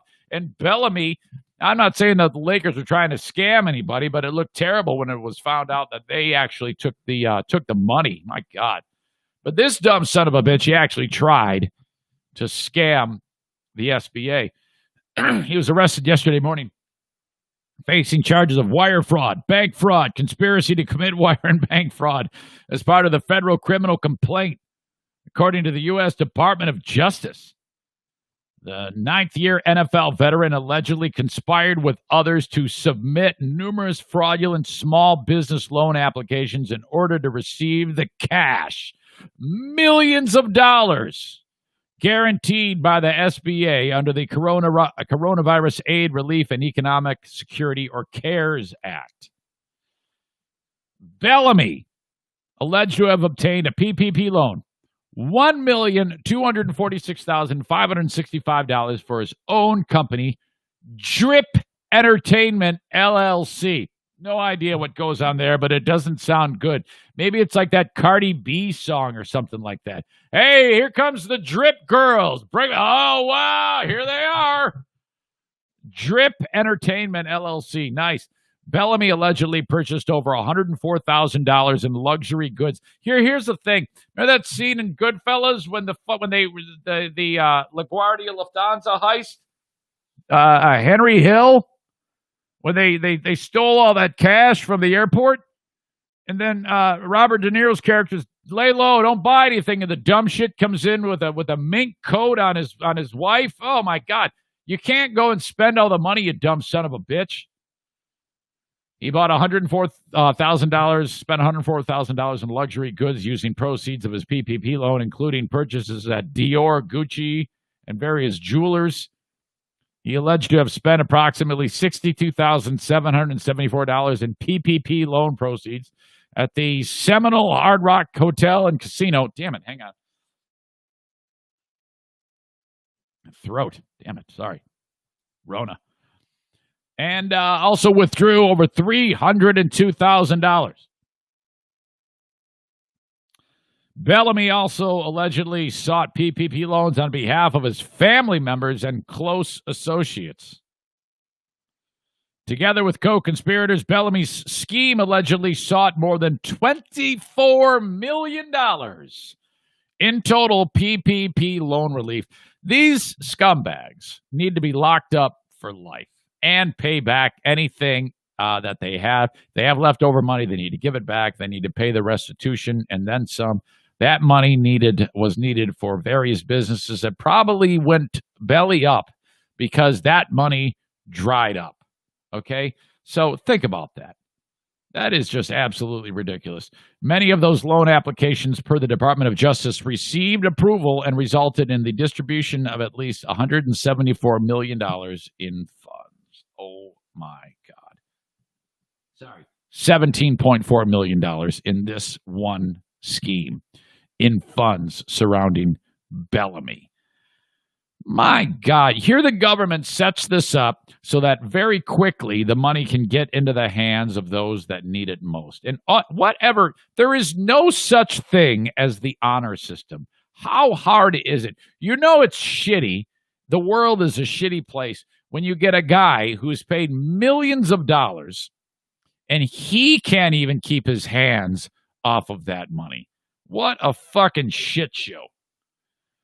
Bellamy originally joined the Jets on a 2-year deal prior to the 2019 season, was set to appear Thursday before the judge. Let's see. After short-lived stints with the Kansas City Chiefs from 2012 to 2013, the receiver spent 5 years with the Chicago Bears. Why do I Josh Bellamy. Did he by chance play at Michigan? Why does that name ring a bell to me? Josh Bellamy College. I don't know why I need to look this up now. What an asshole. No, I went to Louisville. By the way, man, I love this. This is music to my ears. When I see somebody talking about something I did on this show and giving me feedback, okay, when you're hard up for feedback and you're a guy who was at once on the tip top of the heap in one respect and you know now is well, I try not to complain and I try not to make it seem like I'm in the dumper, but let's face it, I'm doing a podcast from my house. So when I get feedback that, hey, that was a great interview, I love that shit. So thank you to Pat Collins for pumping some air into the sails of your old pal Eric Zane. And my fragile ego, you know I need that because Pat was part of that whole ragtag motley crew in Jersey. He was running the show of the radio station. And so he knows Rob very well, Jetman. And Pat wrote, great interview with Rob. Man, that was so much fun working with that crew. God, the adventures that we had. I remember one time, Pat Collins, free beer, and hot wings. Pat was always like really exuberant in his ideas, and you need that. You need that guy who, if he has an idea, you better believe he's going to sell the shit out of it, and it's going to be made of gold as it flies out of his mouth. And he had this great idea, and I just remember the way he pitched it to these people. We had this meeting with this beer distributor in Jersey, Shore Points Brewing, and they distribute Coors products. And it was very early on in the free beer and hot wings era. We just signed on this radio station, just moved there. We don't know anybody. And Pat Collins says, I got a great meeting. We're going to go have a great meeting. He's got a kind of like a Jersey accent. I don't want to try to impersonate. And Pat is as diminutive as Pat is. He's bigger than life. You have never met a little buddy who is so fills a room. There's no one else in existence who fills up a room more than Pat Collins. And his name goes way back in the lore of the show. So Pat says, okay, we're going to Shore Points to have this meeting. I got a great idea. And I don't remember how the idea was received, but I just remember the way he pitched it. And I remember thinking to myself, this is a winner. This is someone who is always going to get his share because of the way he packages it within his brain and the way it flies out of his mouth. So we're sitting there with these people, and Pat's trying to convince them to spend money with this show called Free Beer and Hot Wings. They don't know us for anything. And his idea was, I want you to get $10,000 and put it inside of a Coors Light can. Remember this, Pat? We're going to call it 10 grand and a Coors Light can. And I'm like, the alliteration, I'm already there with you. This is fucking gold. Oh, my God, this is what we've always needed. We need somebody who is going to come up with these fucking ideas and fucking sell the shit out of them. And this is what we do. We go to the beach, and we have all these listeners, and we're going to give away, we're going to have weeks leading up to it at various bars. You too can get qualified for 10 grand and a Coors Light can. And we're going to show up at the beach with thousands of people. We're going to bury this can with $10,000 in it. And then, holy shit, they're going to be searching around for the galleys. People are digging in the sand for a 10 grand in a can. And for the life of me, I don't remember what the fuck happened to that. Did we ever even do that, Pat? How did they not turn that down? That is a brilliant idea. That's the type of shit that Pat would do, okay? Pat then went on, and he was Fulmer's boss, Rob Fulmer, Jetman, and he was in charge of the sales staff. And so Spector was in charge of the programming staff. And then Pat ends up winding up in Portland, Maine, on running that radio station, 106.3. It was known as the Bone for a time, and then it was just Rock 106.3, and it might be back to the Bone now. I have no idea.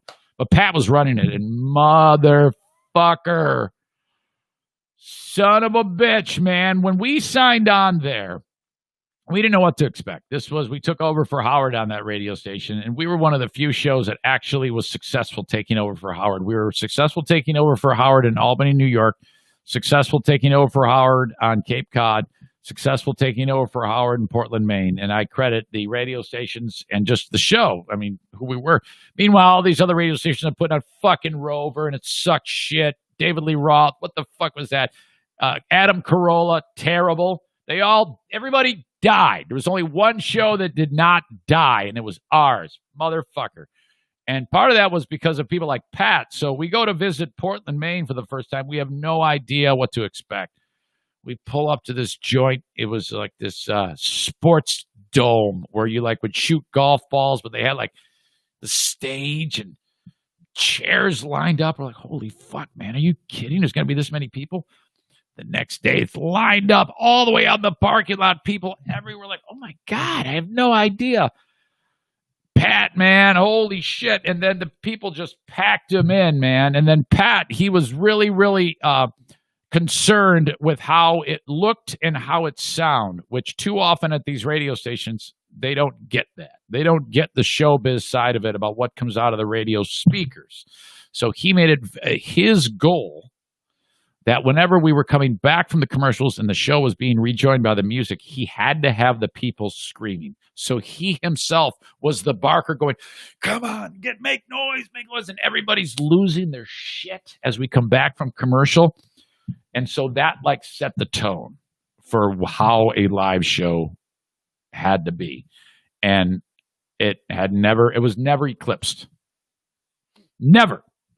Now, and then as years pass, it just kind of, if you listen back, they don't do live shows anymore because of the virus, but they will.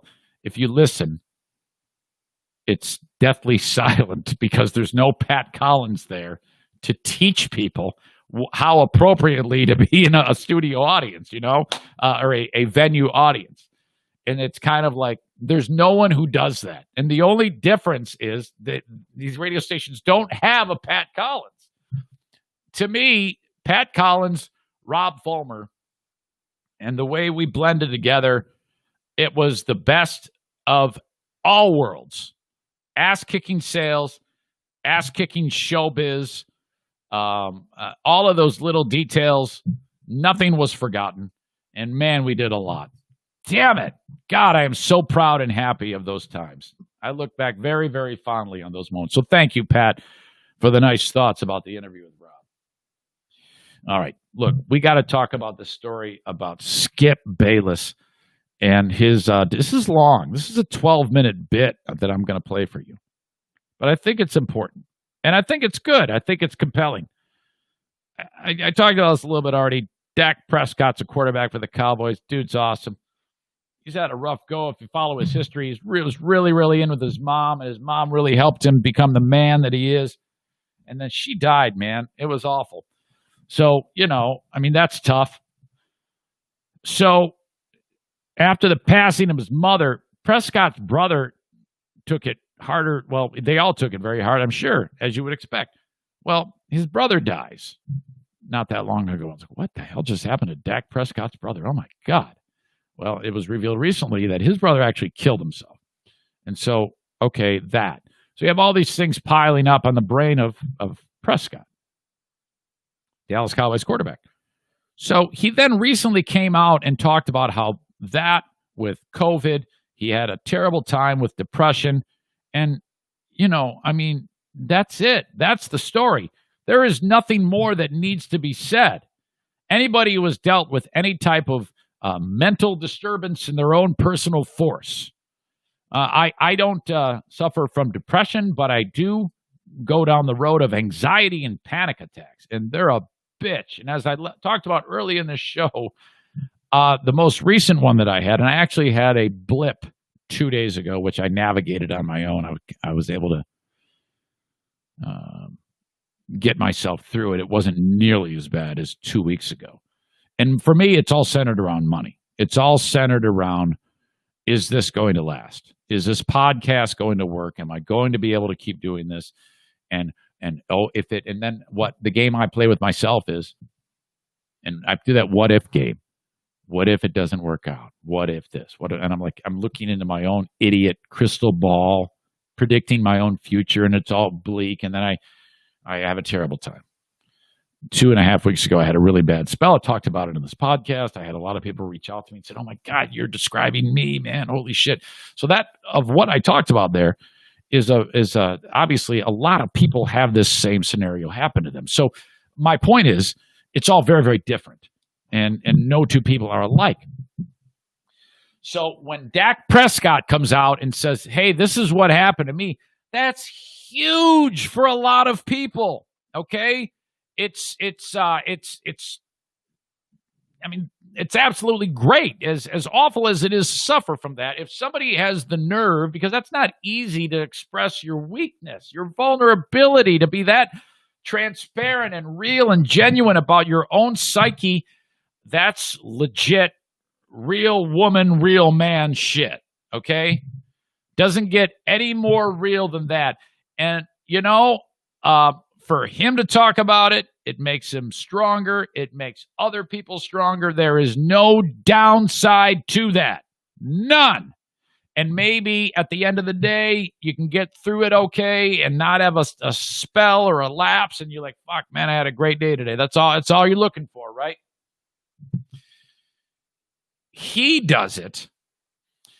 And Shannon Sharp on the show Undisputed. Now, I don't know the tenor of the show. I don't know if the show has to be point counterpoint, but with this topic, there is no point counterpoint. It's support or remain silent, in my opinion. I mean, to me, there's no problem if a show which has two people on it that usually argue about shit, Sharp and Bayless. It's fine if Sharp says something about how he feels about it, and then Bayless echoes it in his own way. There's nothing wrong with that. But it is a real problem and dangerous for Skip Bayless to say he is not sympathetic towards Dak Prescott, for him to have a counterpoint that he made a mistake by describing how he feels. And he did that. Skip Bayless actually on TV, knowingly, in a premeditated fashion, said Dak Prescott made a mistake by talking about being depressed. Because, I'll let him describe it, but just a quick overview. He said, yeah, because you're showing weakness, and you can't be a good quarterback or a leader on the field if you show weakness. Now, this is a 60-something-year-old man who has lived a lot of life, and I don't understand how you could possibly how can he be successful with having that fucked up view on the world, frankly. Now, I'm not sitting there saying this guy should be canceled or anything like that, but this is just fucked. I'm going to play the whole thing for you. 12-minute clip, the entire conversation. I'm playing it off YouTube, so it's a little clumsy because I'm old and it's not the best. Whenever I push it, it always seems to stop. But I'm hoping to be able to pause it at various points to talk with you about this. But for him, suicide is something that's very personal to a family. A lot of times people try to keep that under wraps because of how... Now, if I get this straight, he said he went through this period because of the pandemic and the quarantine before his brother... Before. Okay, just for the record. Right, yes. He didn't say he was depressed because... No. He was depressed because of, as you mentioned, the quarantine. Yes. But he says his brother's been dealing with things. That's a whole nother... Yeah, right. Okay. But I'm saying the reason why I believe Dak is opening up about this is because... Okay, that's fine. He felt that because his brother never opened up, he never came to grips with what transpired with his mom because he was home watching what the cancer was doing to her. Yep. And he really never opened up about it. And Dak says, I don't want to travel down that road. I want to share with someone what's going on with me and that I wasn't in a very good place. And I think the thing is, Skip, is that him opening up about it. Because we didn't know. We just thought it was just natural causes. And I guess some people knew. The brother. Obviously, the coroner knew, but that's information that you're not getting out. And how TMZ wasn't able to get this information because they get everything. But for me, Skip, for Dak to share that information, clearly that's tough. They're a very close family. If I'm not mistaken, Skip, it's all boys. And I think this was a family affair because in the commercials that you see, Dak, I think Campbell's Chunky Soup, Skip, is his brothers, and they do a lot of things. They're all involved in Dak's affairs, and I can imagine the anguish, the toil that it took on Dak because man, we're finally starting to to reach that plateau when we're growing up and, thinking about what we're going to be and how we're going to do this for mom. And here we are finally starting to do this. And it just goes to show you, Skip, you never know what a person's going through. And no matter how good you might think it is, because you look at where Dak is ascending to, and there's no question that he's taking care of his brothers, he was dealing with something that money couldn't, fame couldn't get him out of. Yep. And Dak says, and say my brother has some issue that. Real quick, and I'll link this up. You can see what I'm talking about. While Sharp is explaining this, and he's doing great. He's explaining this very well. You see in the split screen, Bayless is not, he's listening, but he's kind of moving and he's body languaging a message. You can feel it coming. He's got a couple of weird reactions with his face, and you're getting this body language that he's going to kick him in the balls. Okay? And I'm guessing Sharp knows it at this point because of the Bayless body language. He didn't seem to be willing to open up and share and talk about. And Dak says, that's not something that I want to do. I want to share it. I want to talk about it. I don't want to be in that dark place anymore, because I can imagine, going from COVID to brother suicide. Man, Skip, that's a lot on the young man's plate. Okay. All well said from you. All very good points. Here it comes. I'm going to disqualify myself right up front on this question. I'm the wrong one to ask about this when it comes to him as the face of that franchise of America's team. I'm going to ask our audience to feel free to go ahead and condemn me if you choose as cold-blooded and insensitive on this issue. I have deep compassion for clinical depression. But when it comes to the quarterback of an NFL team, you know this as well as better than I do.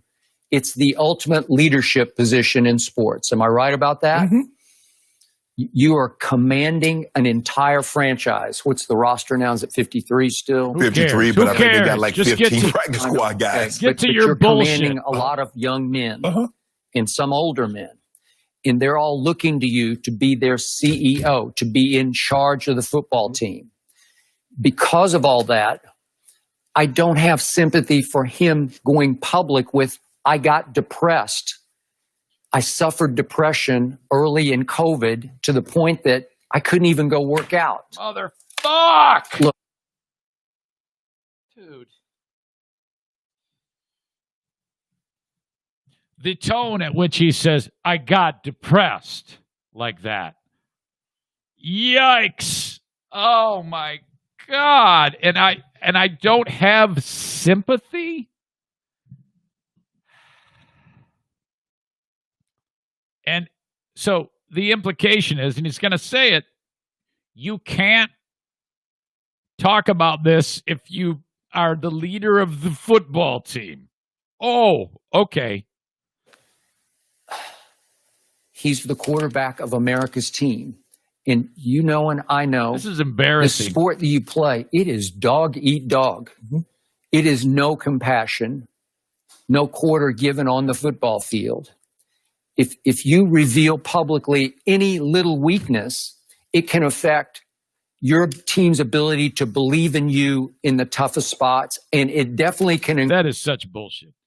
So you're telling me, to me, that's a stronger person. That's even better. You can be an even better leader if you show that you had a problem with whatever it was. So you're suggesting that he's now damaged goods because he expressed how he felt at one point in time or what he's dealing with. That's the takeaway. He can't lead the tackle football team because he expressed himself that way. It's either he's just doing this because that's the formula of the show, or he's just a fucking asshole. Either way, or he's stupid. I mean, there's no other way to explain this fucked up point of view by this cocksucker. Encourage others on the other side to come after you. You throw an interception, you're going to hear, you depressed number 4, get that sort of thing. You get sacked. How did that feel? You getting down about it? Shannon Sharp needs to say, dude, Skip, you're just an asshole. You know, I work here on this show with you, but and I'm fired now, but maybe I'll be able to get on another show. But Skip, you're just an asshole. What's that from that? Some people just like to watch the world burn. You're that guy. You're just an asshole. There's nothing good about you. If you can take something as raw as this was and somehow spin it to this level, you're a crazy fuck is what you are. You just can't go public with it, in my humble opinion. So now I got to declare who have I always been? I grew up I had a rough childhood, broken home, just soaked with alcohol.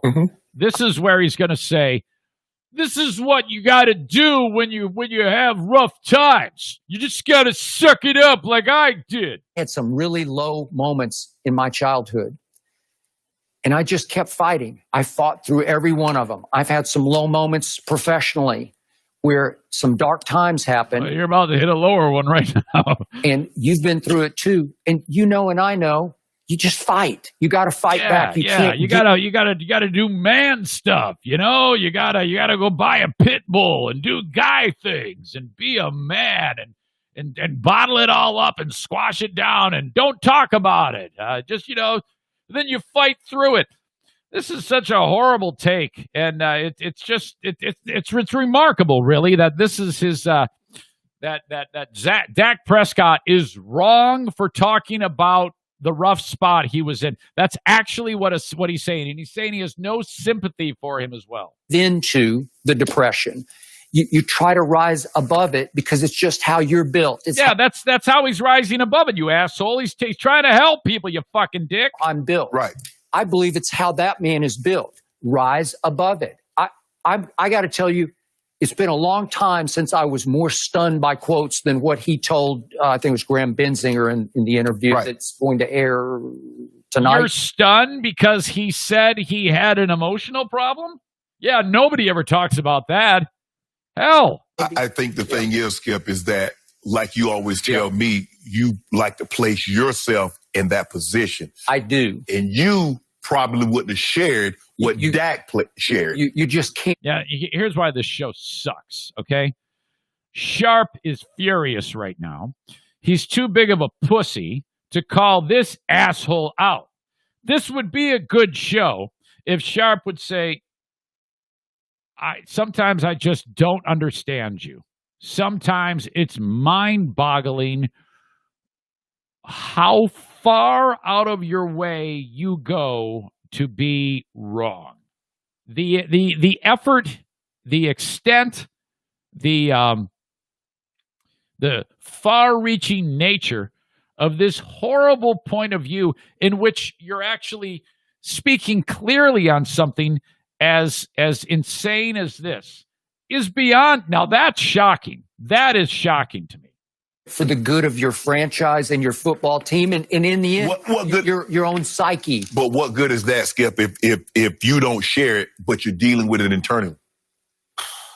You just got to. I get what you're saying. Sometimes it's better just to get it out. Yes, and that's what he's saying. Okay. I just don't know if you're the quarterback of America's. I take it back. Sharp is actually intelligently calling him out on it. I'm just very enraged right now. So it's actually not bad right now. The team that I think has got a shot to get to this year's Super Bowl, certainly got a shot to win the division and make the playoffs. And that's what's more important here is whether or not the big team wins the big game. Which they did not do last year. Skip, you can't go public with that, even though you say, this could help a lot of people out there who are truly suffering from a clinically diagnosed depression. Skip, I think the thing is that you have to understand. I understand that he plays quarterback. He's the face of a franchise. But at the end of the day, I'll take all that away. He's still human. Attaboy. And there's a human element of this. And sometimes people think because we play this sport, because we're good at a sport, we don't have feelings. We don't have emotions. He's human. Okay. While that's happening, you got to see this. I'll link it up, and it'll be in the news when I'm done with this podcast. Bayless is going, he's rolling his eyes. He's fucking pursing his lips, making this weirdo face. He's everything that Sharp's saying, and when he's saying he's human, it's bouncing off of this asshole. He's not taking it. He's not listening to anything he's fucking saying. He's human. And think about this. Oh, I hate this guy. I hate It him. got so bad. I didn't hate him before. I always appreciated what Bayless did to move the meter. I really did. I never agreed with him. Well, occasionally I would agree with him. I so hate this guy now. I actually want something bad to happen to Skip Bayless. His brother was dealing with something that he took his life. I would rather Dak share. I mean, because we've seen, we've seen athletes take their lives, Skip, because they're dealing with things and because they didn't feel or they felt, and maybe they felt the same way what you're feeling right now. Man, I can't share this. I can't share this. I can't deal with this. I don't want anyone to know what I'm going talking through. about, you can share it internally. You can go see a psychiatrist if you need to. You can get all kinds of counseling. Right. You can share it with some of your closest teammates. Call up Zeke. Let's go sit and talk it through. I need to let you know what I was feeling. But we all went through COVID, some sort of depression. But we handle things differently, Skip. This makes me hate sports. It really does, because you have these people who do their thing and people watch it and they make their money off of it, like Bayless here. And it's that whole a tough guy, sports is the most important thing on the planet type of mentality that really is upsetting to me. Look, I'll give you a prime example. Okay, you can take boiling water. And now boiling water will harden the egg. It will soften the potato. Water, same thing. Boiling. Harden the egg, soften the potato. So you can't say because one way somebody handled it one way, that's the right way. Someone handled it the other way, that's the wrong way. That's the wrong way to look at it. Just don't make me question whether you're made of the right stuff to stand up to that job, because that's a hard job he's got. Don't make me question about whether or not you've got the right stuff to handle that job, because he said he was having a hard time mentally. Right. He got there. You don't get to where he got without being, first of all, you don't get to where he got without being tough. And having to losing a parent at the age in which he lost his parent, I believe he made of the right stuff. There's no question in my mind. I don't believe, I know he's made of the right stuff. He's tough. He just, some people, you'd be surprised, or the things that guys, some of the toughest guys, how they operate behind the scenes. You've seen it. Some guys like to read. Some guys like to do a lot of different things that you like. That big old tough joker, he like that. Hey, at the end of the day, get the job done. I don't have a problem with Dak. And some people, Skip, might look at it like Dak, you being this, you being that, but I'm not. And I think, Skip, what has happened, athletes are getting more and more comfortable telling you that they're dealing with things. Because as you mentioned, when I growing up, athletes would have never, when you first started coming, they would never share this. When I first got in the league, you wasn't, as you mentioned, guys would have, I think now, Skip, we're at a different time now, because you're absolutely right. If he had said that in the 90s. All right. And I get, you can argue it takes more of a man to go public with that. I get that. No, you don't. Whenever someone does this, has this point of view, and they say, hey, I get that. They don't get that. But Bayless is taking his time and being an asshole. I would have more respect for him if he said, I don't believe any of that. It's this fine line between you played that position for that team and you're responsible for the psyches of 53 plus your whole front office and coaching staff. They're all looking to you to lead them. And you would think that Bayless would have enough sense to he never played football. Shannon Sharp played football at the highest level. I would turn to, I think this whole opinion segment ends with Shannon Sharp's beginning and ending, and the only thing Bayless can do is say, well said. I think I think absolutely that I agree with you, but I can't figure out where this comes from, if he really believes it or he's just doing it to get attention. I don't know. Look, if he said, I got really depressed and down after the suicide of my brother, I got you. Right. But he was talking about when the pandemic first hit. Well, did you have some dark days when the pandemic first hit? For me, Skip, I'm a guy, I stay home all the time anyway. Okay. So it didn't really do anything. I just get on the highway and just drive and go somewhere. I'll be first to admit there are a few days in there where I thought, I'm not sure this network is going to survive this. Right. Did we miss a day? We did not miss a day. No. You were coming over to my place and we were trying to do the show as best we could. Throw it together, right? Yes. Because you got to keep fighting. right? You can't give in to it. Yeah, it's good, but Anybody who has been through any type of bout of anxiety, depression, or thoughts of suicide, the advice to just fight is one of the most bullshit things that can be said to that person. That tells me Bayless has never, ever had this issue at any one point. That is beyond the scope of the person going through that, because it's an absolutely different alternate reality in the brain that doesn't add up in the same way that you're used to most of the time. So trying to just say you got to tough it out and take one for the team is absolute horseshit. I think there was a big stigma, and it's starting to be lit, especially as a black man in America, and talking about mental illness. Okay, and I'm with you. I think a lot of black men deal with things, and because they don't want the shame, because they're gonna be looked at as weak. And like I said, I don't look at it as being weak, because I believe you can be weak and not be vulnerable. I also believe you can be vulnerable and not be weak. So we got to get out of that step. Go. I just think the thing is the way he handled. I mean, you're not. When you show that vulnerability, you're a badass. You're strong as shit. If you have, just saying it, first of all, helps you.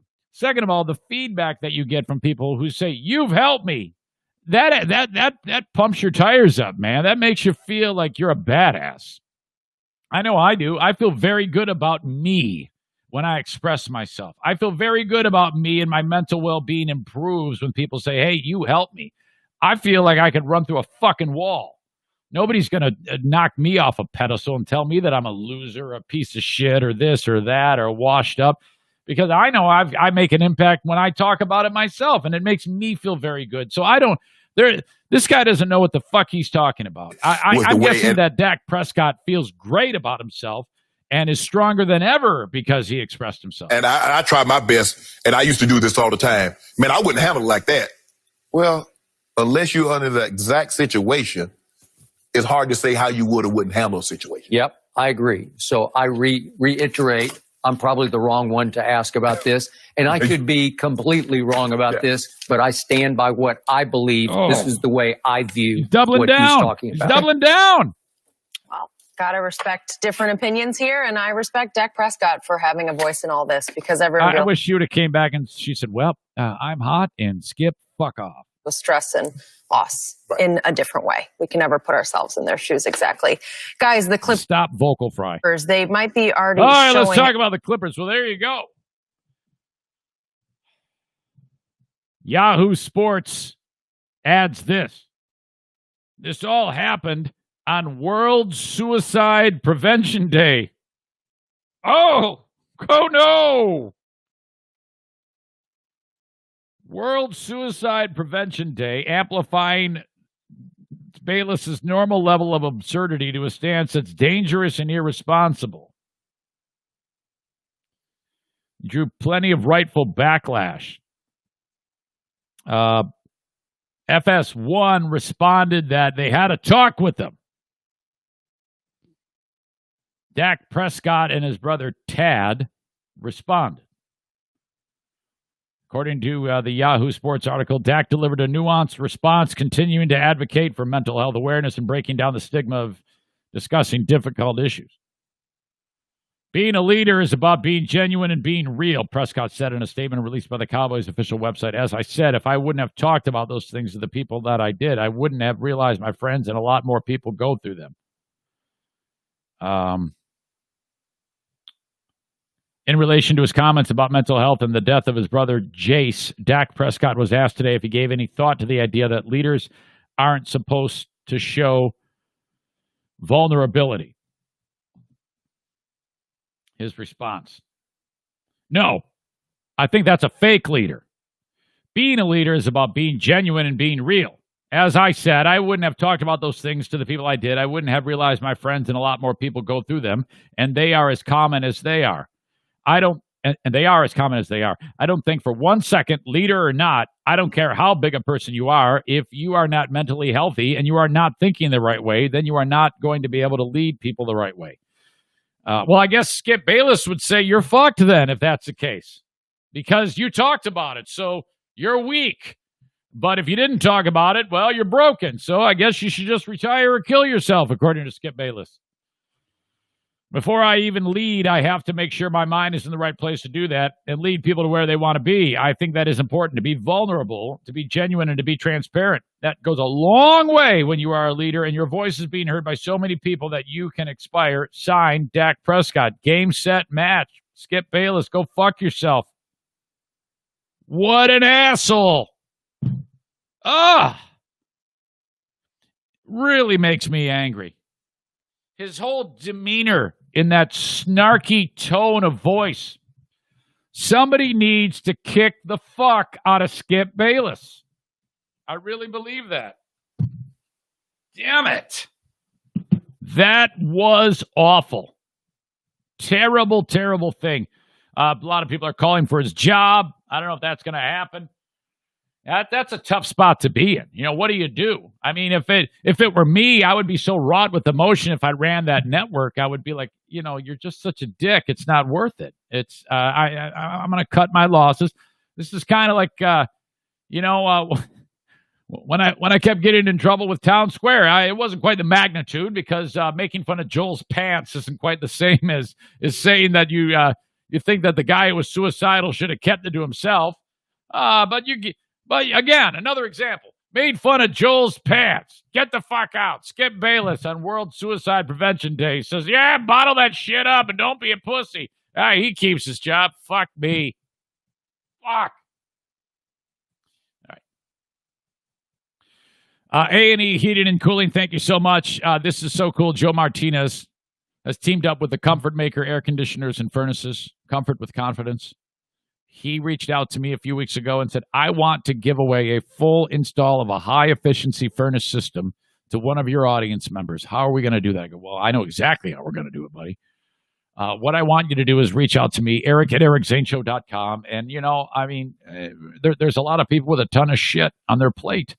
Maybe a loss of a job. Maybe they're struggling with depression. My God, and just things are piling up. The last thing you want to worry about is a furnace going south. And, you know, sometimes, just for me, a new pair of shoes goes a long way. Can you imagine how good you'd feel knowing you've got a brand new furnace installed by the expert, the legend, the creator of Forbidden Spanish himself, Joe Martinez? All right? He's gonna do that for you. He's gonna teach you some nasty words. Tu madre es una puta. He's gonna make you feel good after you learn how to say your mother's a whore. Vete a la chingada, cabrón. Drop that on somebody, that means go fuck yourself. All right, I'm ruining this. Anyway, reach out to me, Eric at ericzaneshow.com. Subject line, furnace. Subject line, A&E Heating and Cooling. Subject line, Joe Martinez. Whatever you want. And give me the details of why this would be so life-changing for you, okay? You can nominate someone if you like. You can nominate yourself. That is fine. The hard part is it's going to be a very difficult time, because all these amazing stories of people who are awesome and need this, there can be only one. So that means my work is cut out, and that's probably going to be a tearful moment. And so I'm just saying that ahead of time, is of all the entries we've gotten, and we've gotten a lot, it is going to be based on a decision of who needs it the most, okay? Every single one of these, I should say, whoever is the recipient, this will all be vetted to make sure that everything is the way it's supposed to be, and I have no doubt that it will be just that way. But, you know, tell me what's going on in your life, please. Eric at ericzaneshow.com. And I will take care of the rest. By the end of this month, we will have the person who is going to be the recipient of this. And then Joe Martinez from A&E Heating and Cooling will have this installed by mid-October. So that's it. It'll be fantastic. Cannot wait for that joyous occasion. A&E Heating and Cooling. And if you need any work done, please. They're a key sponsor of this show, as they all are. Call upon Joe at 616-516-8579 if you need anything for heating and cooling. Mention my name, and there you go. You have a guy. You will save money if you have any work done with your heating and cooling setup. Joe Martinez, A&E Heating and Cooling. While I'm at it, for a quick shout out to Terrytown RV. They're on Division between 68th and 76th Street. My gosh. Go check out their selection online or in person. Terrytown RV online at terrytownrv.com. So much fun. That's like a real passion of mine. Everybody's got a passion that they just love doing, and it's almost like, you won't believe this. You know what I really love? What? Cooking. Oh, of course. That's great. What do you love? Oh, man, I love my dog, taking my dog to the dog park. Zane, what do you love? RVs. I love the smell of them. I love walking through them. I love seeing the new ones. I would be great. Well, I'd be great at anything. As you know, I don't struggle with the ego. But I would be really great at selling RVs, so much so that if this shit show ever falls apart, that's what I'm doing, because I'd be so damn good at it, because I'd be selling you experiences. I'd be like, oh my God, you're looking at this one. Oh my God, you're going to have so much fun taking this thing over to Muskegon State Park. It's going to be so awesome. You're going to be by the fire. You're going to be doing this. You're going to be that. The kids are playing. You're going to be with your wife, shared experiences. Oh, every weekend you're going and checking out our great parks, or maybe you're going out of state. Oh, it's going to be amazing. TerrytownRV.com. Go check out their selection. And if you call them up or you visit, please mention my name. Last but certainly not least on today's show, A&D Cleaning. It is a house cleaning service in West Michigan. Call for an estimate. Amy is her name. She's the A portion of it. Okay? Call her at 616-550-3644. They sponsored this show, and specifically they sponsor moments when we have Daisy in here, the bulldog. It started as a sponsorship of Benny, the one-eyed wonder dog. But Benny's so freaking neurotic, he just sits here and stares at the door and wants to leave. So I kicked him off. He can't, until he gets that out of his system, he cannot participate. And he starts fights. He growls at everybody. So Daisy is the show dog for A&D Heating. I'm sorry, A&D Cleaning. 616-550-3644. Yeah, I know. And you have A and E for heating and cooling, and A and D for cleaning. All we need is an A and B and an A and C and an A and F, and it's just stupid. Anyway, get your house cleaned by Amy, 616-550-3644. Sometimes her nutty husband, Denny, who claims to be a great bowler and wants to kick Big Dick Donnie's ass in bowling, helps her. Okay? But Amy's the eye candy, the brains and the brawn behind all of this. Denny's just there to, I don't know, help out. Maybe he can vacuum. Amy, send me a picture of Denny vacuuming. I would love that. That would be fantastic. All right. We've got a lot more coming up on the Patreon. I'm not yet done with this show, but I do want to remind you that there is more content that I will be having for you. I don't know what my problem is. I will be doing more things on the Patreon bonus podcast as I do each and every day of the week, Monday through Friday, found at patreon.com/Eric Zane. When September ends, the podcast with Ben goes to Patreon. So sign up now. It's just $5 or $10 a month.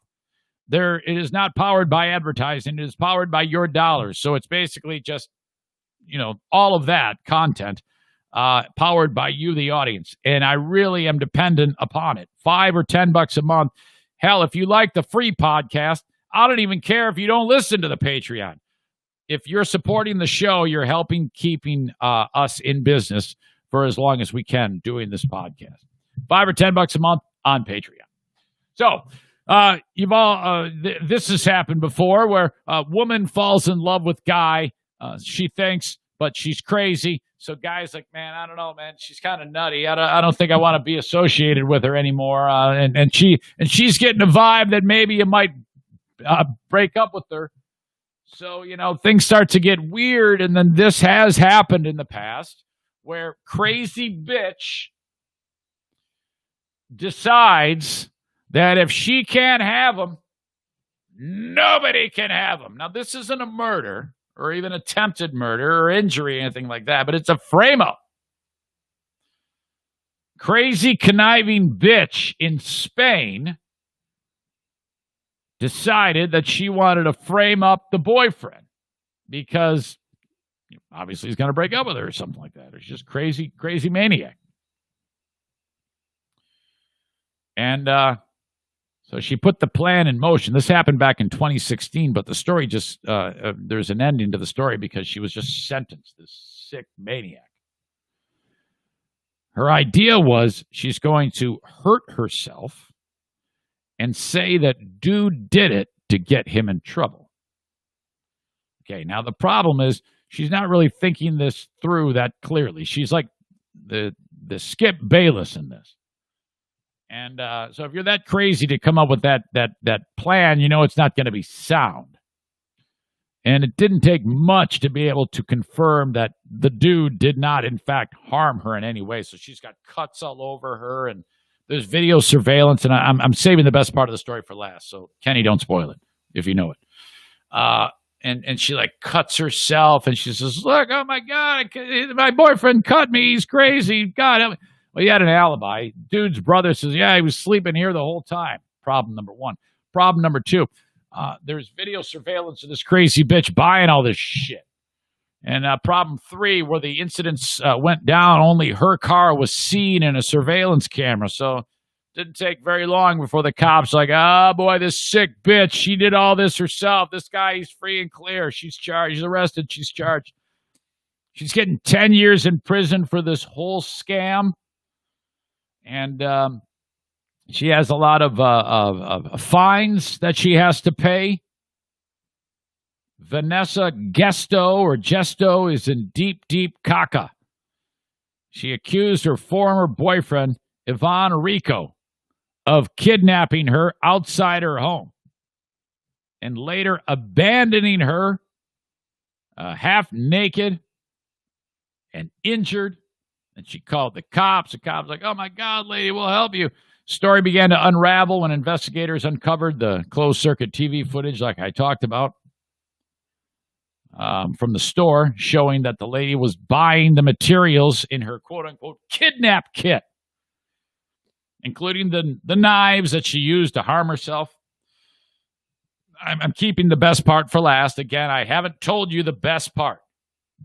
You got to save that for last. Storytelling 101, you save the big whammo for last. You can't just tell that first and then the story loses its punch from that point. It's coming. Cops discovered the only vehicle filmed passing the spot where she claimed to have been assaulted and then tortured. Huh? All right. 36-year-old dude. The 36-year-old dude that she accused of the crazy shit has spent several days locked up while they sorted all of it out. Okay. Now, as the story unraveled, though, and this nice man was exonerated, the public sentiment was turning from him being the villain to her. Okay. They started to, in the Spanish tabloids, refer to this crazy lady as glue liar. What? The glue liar, which is kind of hard to say. It doesn't really roll off the tongue as sick bitch would. But, all right, they're calling her the glue liar. Why would they be calling her the glue liar? Well, she thought that she could really amp up the torture and the self-mutilation to make it look like him, and that the heinousness, she was so consumed with the heinousness of the crime that she did not, pay attention to the details, the closed-circuit TV, the alibi, all this shit. She couldn't escape her own crazy. Well, what she did was, one of the other things she bought was super glue, and she glued her own twat together.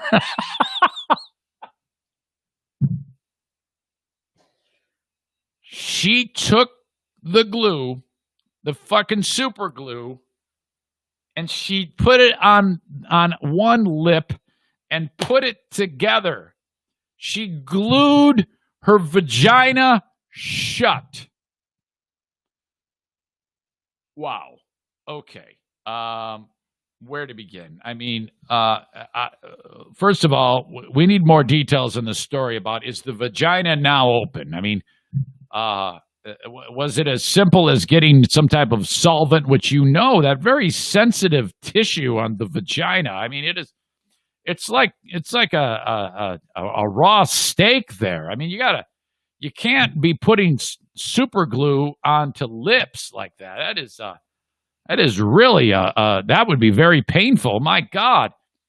And then to actually separate the vagina, it'd be like pulling apart a grilled cheese sandwich with like 6 different types of cheese on that son of a bitch.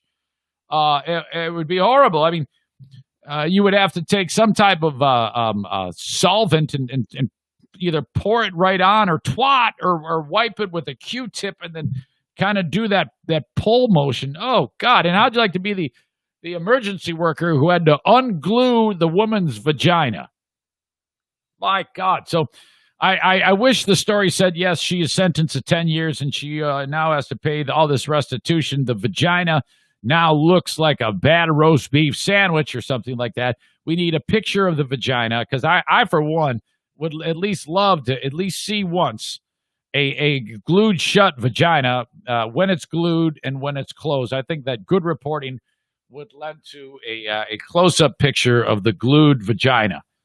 And so that is why they called her Glue Liar in Spain. All of that. And, man, if you're that guy, you're like, holy shit, I can't believe I was actually dating that chick. My God.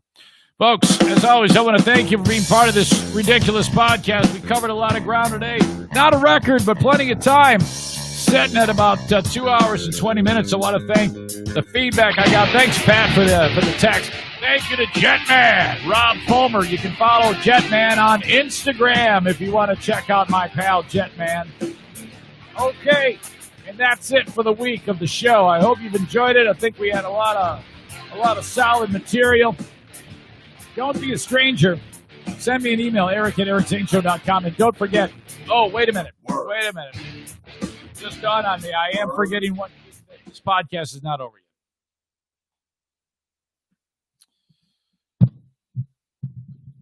There is something that I wanted to do that I almost forgot. I started the podcast talking about the wedding of my pal, Throat/Dale. What's up, buddy? I almost forgot you, man. Yeah, I'm unforgettable. Almost. Okay. This is huge. You are getting married to Sarah tomorrow, Dale. Tomorrow, 3 p.m. Zaniac's welcome. So you actually would welcome visitors to the wedding, yes? Yeah, 100%. Yes. Yeah, for sure, man. It's sick. We're on live right now? Yes. I'm sorry. Nice. No, it's all good. I figured as much by your text. I actually should have. Yes, I failed to say that. Custer Park. 3 o'clock if you guys want to come, man. It's obviously a dry wedding, and after we promote sobriety. We're both sober, 26 months. So if you want to come, you're more than welcome. Say hi. Dale. Okay, so you said Custer Park in Muskegon, yes? Yes. Yep. You can see it does. Yeah. It's the second. No, I'm trying. I'm GPSing and doing this. So sorry if it's a little messed up. It's right afterwards, right at the same spot. There'll be a small get-together afterwards. That's where it's going to be, yeah. Okay. Custer Park turns up in your GPS. If you just GPS Custer Park, North Muskegon, it'll come right up on your GPS. You can get there that way. Otherwise, I'd get better instructions. But if you dial it in... No. I think that's fine. Dale, what time should they get there, Dale? I would say 2:30. Here's a funny story. For 3 months at least, I've been telling everybody, 2 o'clock, Custer Park, I'm getting married. Sarah's right by my side the whole time while I'm telling everybody this. Then last week, we're at AA, and I tell a guy across me, yeah, 2. She's like, no, 3. And we got an argument. We had to look it up. I've been telling people wrong for 3 months. So a lot of people are going to be there at 2. So if you want to come at 2, you'll have friends. All right, Dale. Now, I talked to the audience a little bit about I am so proud of you two on the fact that while trying to turn your lives around, of all places to meet, you met at a meeting. Yeah, we met at a meeting. Yeah. Oh yeah, little off topic. We closed. We put money down on the house we were looking at too. Day before yesterday. You have come so far since you decided to commit to using your hard work ethic for good as opposed to bad. Yeah. And different life, man. It's really quite a great story, Dale. I mean, how much time has passed since you put your foot down and said, I no longer want to live a bad life? On the 18th of this month, which is 6 days, I'll be 26 months sober. And that was like a week before I had known that I couldn't do that no more. You know what I mean? Like, there's some stories we haven't got into the radio that were really dark, that when I do my podcast, I'm going to tell the final days of my addiction, how desperate it got. You know, my best friend's in town from Virginia Beach, and I was telling him, like, I don't want to admit to some crimes really on air, but there was some, you know what I mean? Like, it was either I had called him, he's sitting right next to me, actually driving, we're going golf, and I had called him and said, I'm either going to kill myself or I'm going to go back to prison on purpose because I can't get clean and I can't live like this no more. And then, you know, I mean, we had a long talk, and that was in the final days of it. I just knew, like, there was no way to make any more money for dope. And I had to have the dope. You know what I mean? I had to come up with $500 a day. So, you know, I was either go back to prison, get clean, or die. And get clean was was obviously the best option. Dale, when you stopped using drugs, were you dealing drugs up to that point? I was but I wasn't dealing drugs to make money. I was middling shit. You know what I mean? Like, somebody would want some shit, I would make some off it. You know what I mean? But I didn't have drugs. Wow. Like, to me, a drug dealer is you're in the game making money. Somebody can come to you 7 days a week, anytime, and you've got what they need. You know what I mean? At the end, somebody call me, like, another dope dealer would call me, like, hey, can you grab this from your guy? Because he's got that shit. And I go grab it, and he'd give me some for doing it or something. I wasn't really dealing drugs. But the fucked up thing is the prison time is exactly the same. You know what I mean? You're still dealing drugs in the eyes of the law. There's no difference in the challenge. Yeah. If you're a dope dealer, if you're not. Now, for people who don't know or have never heard me talk to Dale before, you probably are like, what's up with his voice? Well, Dale, when he was in prison, he was injured badly when someone stabbed him in the throat, and he has damaged his vocal cords. So that's it. Dale is carrying the scars, and you hear the scars of when he speaks of what that lifestyle was like. So, it's a very rare person like you and Sarah to both be able to turn this around. Would you consider this to be still a struggle to stay sober, Dale, or is it getting easier? That's a weird question. Is it easier? No, but it is easier in a way. You know what I mean? Like, I still dream about drugs sometimes. I still dream about dealing drugs a lot. I have nightmares, reoccurring nightmares about being in prison all the time. I mean, that happens multiple times a week still, just from years of being in prison and living that lifestyle afterwards, I guess. But the farther I get away from addiction, the less I think I will relapse, which is scary because that's usually when people relapse. You know what I mean? When you start putting shit on the back burner. But yeah, I stay in my program. I don't leave. If that's the answer, I guess I would say I stay deeply involved in my program. I'm always going to my meetings. I'm always talking to my sponsor. I'm always working the steps. I live in the steps. I mean, everyone I know, everyone I hang out with is involved in the program. Everybody. That is excellent. I went from hanging out all criminals to my friends literally are cops and doctors and lawyers now. It's so crazy. And one of the most famous guys are going to have. It's easy. Dale, I love the idea of your podcast because I think you could really touch a lot of people with your podcast. I think you would be very, very, very good at that podcast. Yeah, and I want to be a part of promote sobriety, and I really want to I don't know how to stay sober. Obviously, I proved that, but I know the program that does help. You know, I know the people who all I do is I steal the people's program who I want to be like. Yeah, if I find somebody in AA, one of my good friends in AA says all the time, he says, when I came in there, and he's a very, very prominent lawyer, the best lawyer in Muskegon. And he says, when I came into AA, they told me to find the winners, pick a winner and hang around with them. And I looked around and I said, well, there's no fucking winners in here. Look at these losers. Jesus Christ. But they are. You know what I mean? They are winners. Yeah, I know, absolutely man. winners. I know exactly. When you walk in the door, you're one of them because you're all suffering from the same illness, but yeah, you're not yet because you don't get the program. You know what I mean? Yeah. Like 90 meetings in 90 days is so important. I did 90 and 90, and then the next time I did 100 and the next 90. Just things still got worse. After 90 days, they were still going worse. You know? Well, this has been an absolute miracle, and the miracle of the program, the fact that you two worked it and now love, and now you have a home, and you're working very hard. I am so proud of the two of you, and I can't wait to tell everybody Saturday, because I was asked, and I'm honored to be the officiant for the event, and I'll do that. And it's going to be on Facebook too. People can see it on my Facebook page. If you can't be there, you can watch it live on Facebook.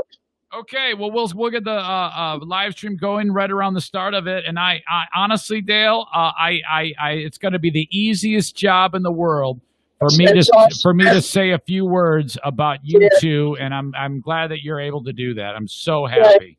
And I'll see you tonight at 6 or 6:30ish. Yep, I'll see you. For the walkthrough. All right, buddy.